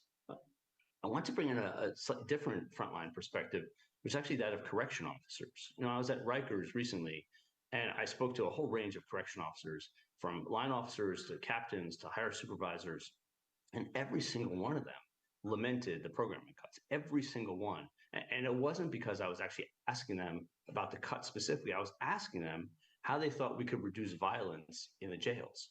And they all wanted more programming, because not only do they see the benefits of building skills for when people were released, coming home to all of our communities, including theirs, but they also said that huge numbers of people now, because of the programming cuts, are idle. They have nothing to do.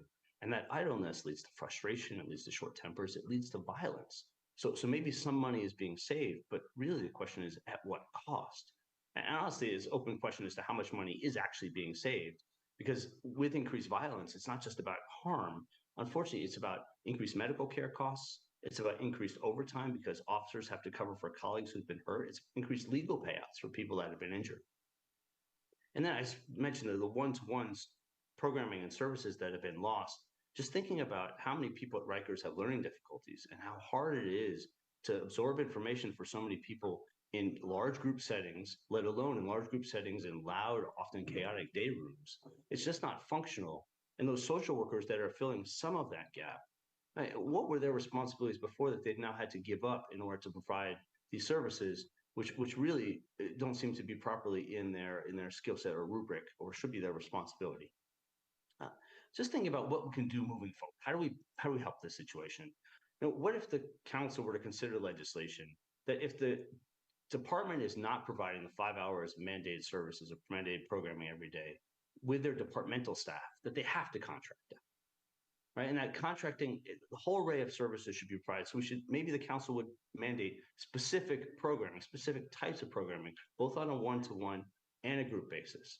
And that programming could be under the auspices of DOC, or it could be under the auspices of MOCJ, as so many of the remaining reentry programs are. And of course, the legislation could include reporting requirements, so we actually know exactly what's being provided inside. And no matter what, the commission would very much like to work with the council and hopefully partner with the agency to try and find a way forward that actually works for everyone at a reasonable cost. But that really provides programming for people inside. And finally, we just want to state our support for Councilmember Riley's legislation. It's a common sense bill and most welcome. Thanks so much for hearing me out today. Thank you. Next, Darren Mack. Darren, you may begin. Thank you so much. Thank you, Chair Rivera and the Criminal Justice Committee members for holding this hearing today. My name is Darren Mack. I'm a co-director at Freedom Agenda, which is a grassroots member-led organization dedicated to organizing people and communities directly impacted by incarceration to achieve decarceration and system transformation. And, Freedom Agenda commends the council for convening this hearing on programming, which is central to meeting the needs of people in the Department of Corrections and the Department of Probation's custody. And I want to echo, the call of all the organizations that provide those critical programs and services, their call to restore the cuts that are serving people in DOC custody, and our youth in some of the most, vulnerable and marginalized communities in our city. We all know that the Department of Corrections is in urgent need of correction because it's clear that the DOC cannot correct itself. So I also want to state, our support for Councilmember Riley Bill that will require, DOC to provide discharge papers to people when they release. Because I'm thinking about, this is important in so many ways, because I'm thinking about, people returning to our communities after incarceration, such as myself, who, when I was released from incarceration, I was on public assistance, and which had mandated programming. And if you miss some of that programming, you will be at risk of being cut off from public assistance. And, those discharge papers could, confirm and validate, I was discharged, I was incarcerated, I was discharged, and that process, could be done more speedily to get back on, because getting on public assistance is a very long and arduous, process. It's a very, strenuous process. And the same for unhoused people in the shelter system. When people are incarcerated, they lose their bed, and that time of incarceration is not counted for being unhoused. And unfortunately, these agencies are not in coordination with one another, which is another problem in of itself.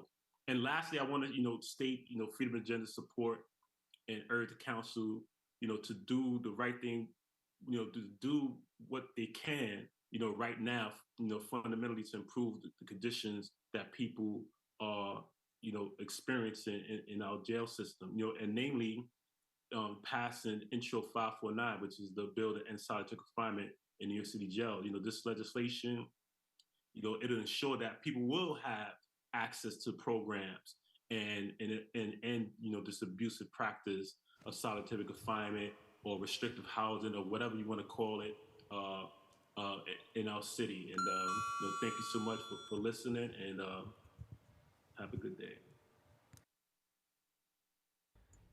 Thank you. Next, Jennifer Parrish. And I'm sorry, just after Jennifer Parrish, we'll hear from the last four people that I believe are on Zoom. That'll be Julie Delphia, Brad Cawthon, Pelea Patterson, and Jessica Yeager.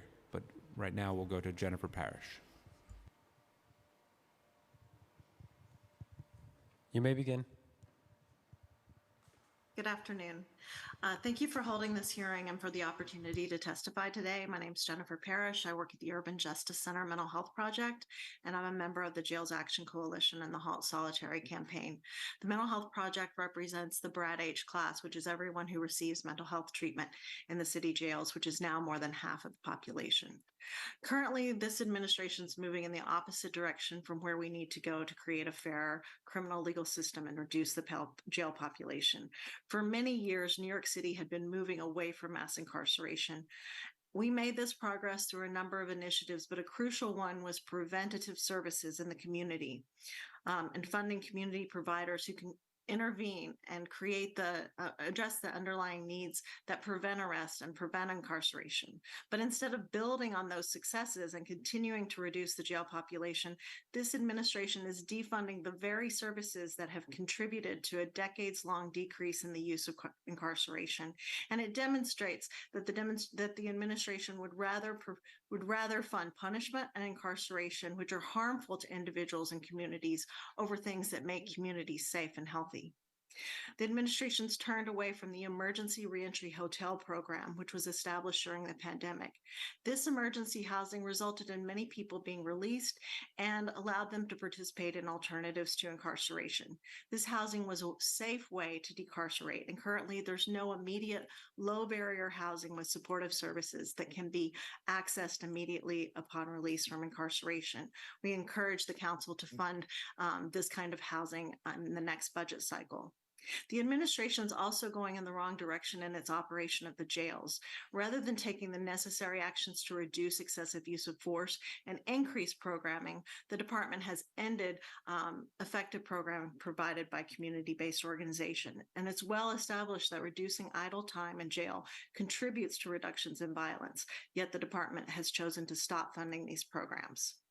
The department's inability to operate the jail safely has resulted in people not being able to get to healthcare and discharge planning appointments with correctional health services, and that's caused a dramatic decline in the quality of discharge planning provided to people with mental health concerns.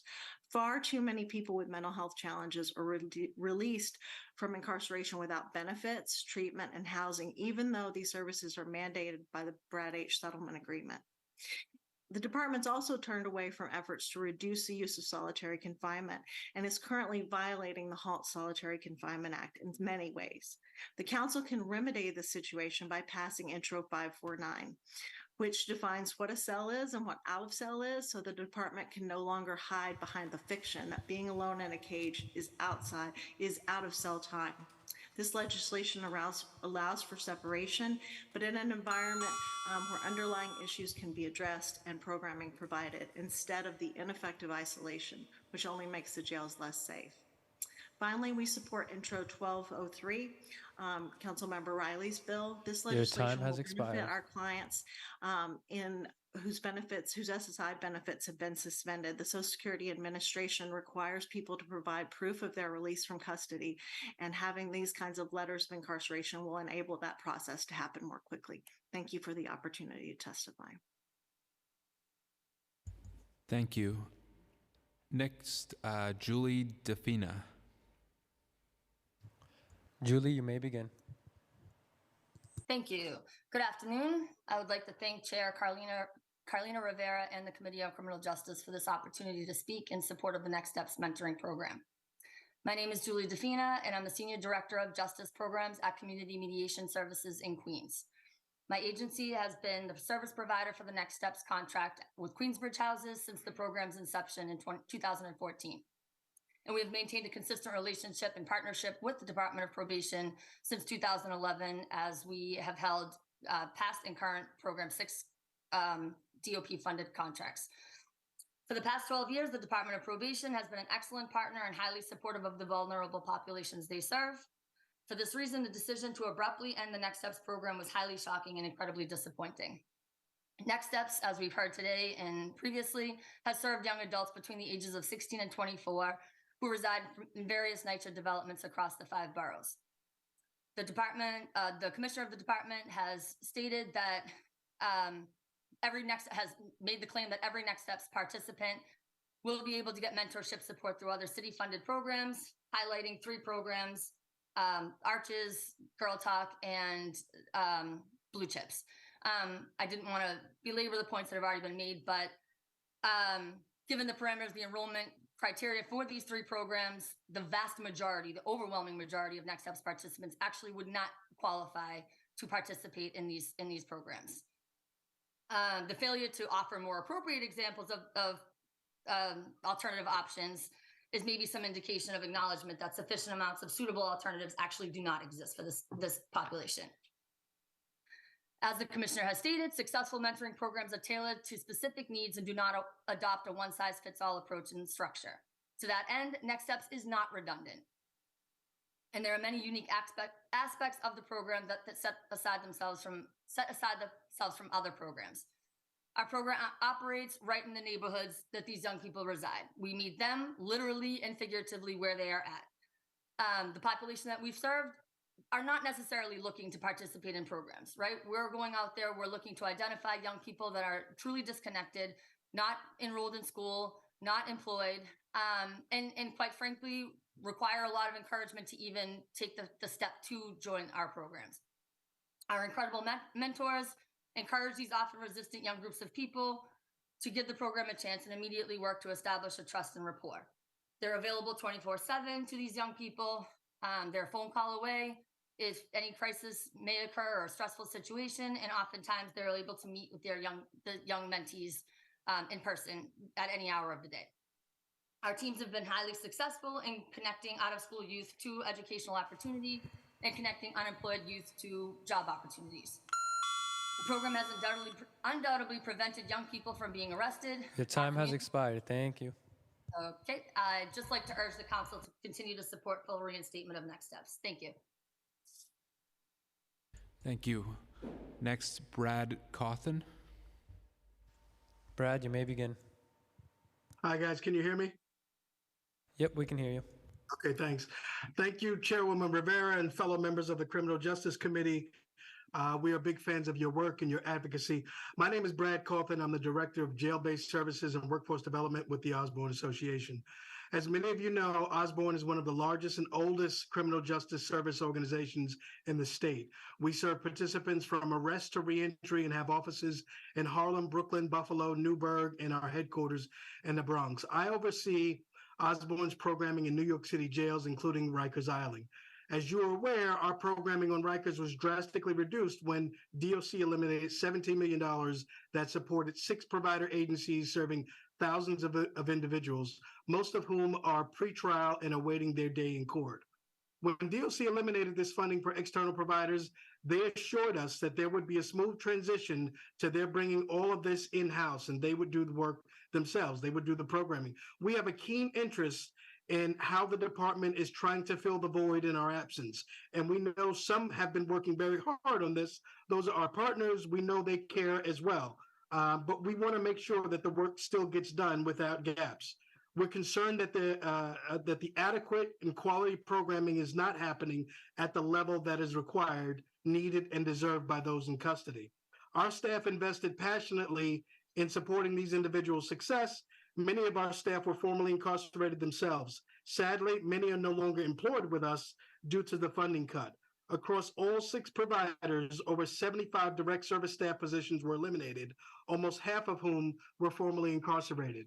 On July 1st of this year, when DOC assumed the responsibility of providing programming, they also assumed the responsibility of providing 5 hours of programming each day across housing areas in every facility. The requirement under law specifies that programming is to include vocational training, counseling, cognitive behavioral therapy, and drug dependency treatment. Recreational programming like chess, ping pong, basketball are important and beneficial, but they do not fulfill the requirement. It is hard to believe that the department will be able to develop the required programming, train existing staff, and hire new staff in such a short period. In fact, many of the detainees that we encounter on the island have expressed their frustration that we are no longer there providing services. Comprehensive jail programming is a critical component to jail operations. It reduces tension and violence inside the facilities. It provides motivation, rehabilitation, connection, and hope. Without consistent, reliable, quality programming offered by steady, trained, and culturally competent staff, idleness and conflict increase. This is the last thing that Rikers needs. We ask that the council closely monitor the program provisions across all housing areas and all facilities by seeking access to DOC's internal program database and to consider additional legislation to address the current and potentially worsening situation. In closing, I want to remind us all that the best programming for most people on Rikers is outside of Rikers in the community. There are simply too many people on Rikers who should not be there and should not be there for as long as they are. With a consensus nearly double of what it was during COVID, we must accelerate and commit to full court press to reduce the numbers on Rikers. Thank you for your time, and everyone get home safe. Thank you. Next, Pelea Patterson. Pelea, you may begin. Hi, thank you. Thank you, Chair Rivera and the members of the Committee on Criminal Justice for the opportunity to testify on the Department of Probation's decision to abruptly terminate the Next Steps mentoring program in August. My name is Pelea Patterson, and I'm the Vice President of Community-Based Justice and Mentoring Initiatives at Good Shepherd Services. Good Shepherd Services is a provider of community-based youth justice programs, cure of violence, family enrichment centers, and community partnership programs, as well as community centers and after-school programming. My verbal testimony will focus on the need for the council to continue to help us demand that the Department of Probation reinstate the Next Steps mentoring program and help us protect programs funded by DOP that support youth across New York City. We are truly dedicated to the young people and communities of New York City, and Next Steps is a part of those communities. Each and every day, we meet our young people where they are in their communities. And that is why it is so important, why we reinvest in these communities. Our communities have the solutions to the issues facing our young people. A huge part of what Next Steps does is exposure and expansion. We expose our young people to new experiences in order to expand their horizons. We do that with college visits, cultural events, entrepreneurial programming, and the day-to-day individual case management. At a time like this, when we are in crisis and our young people are in crisis, we want to remove the services for youth programming across our New York City communities. Commissioner Holmes City doesn't sound like one that's invested in young people. It doesn't sound like a city that's invested in communities. She doesn't sound like a city that wants to see young people thrive and grow in their communities. Next Steps has existed because there are people in our communities who care and who are invested. Next Steps is successful because we are built on credible messengers, people in our communities who actually care, who are actually concerned and actually invested in the concerns of our NYCHA developments, the communities, and the people within them. Our young people are facing so many issues right now, and we need to reinvest in them, not take resources away. There's an urgency for young people's tomorrow. There's an urgency for young people's needs, cares, and concerns, and those start at a program like Next Steps. We need Mayor Adams and Commissioner Holmes to reinstate Next Steps immediately. Thank you again for this opportunity to testify. Thank you. Next, Jessica Yeager. Jessica, you may begin. Great, thank you so much. Good morning, Chair Rivera and members of the City Council. My name is Jessica Yeager, and I'm the project director at the Red Hook Community Justice Center, which is a project of the Center for Justice Innovation.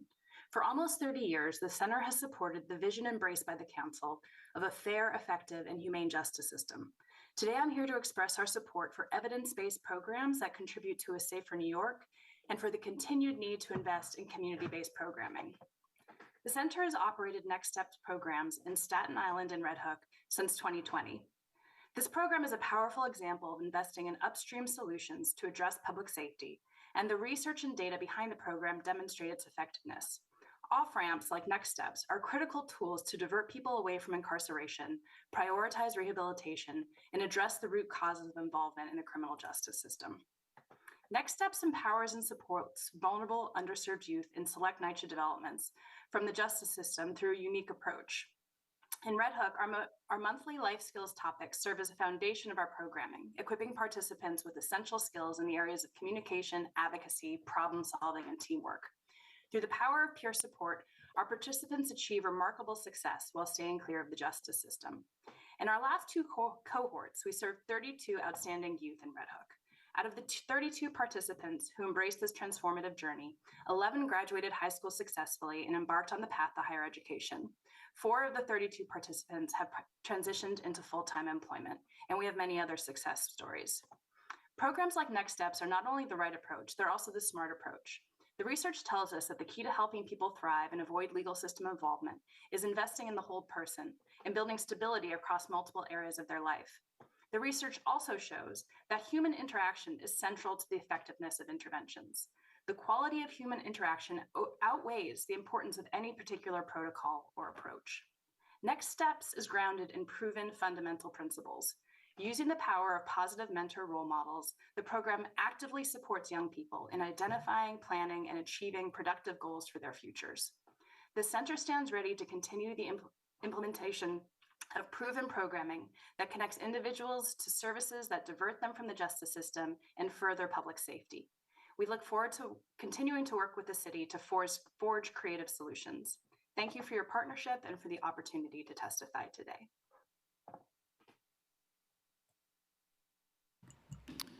There are no other individuals to testify. I just want to thank you for your testimony. Thank you for all that you do.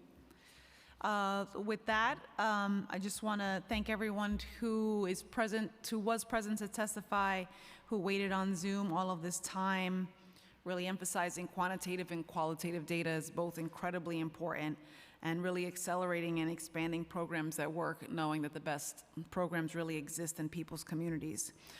So thanks to all. I want to thank all of the staff here at the council and the committee staff as well. And with that, we adjourn.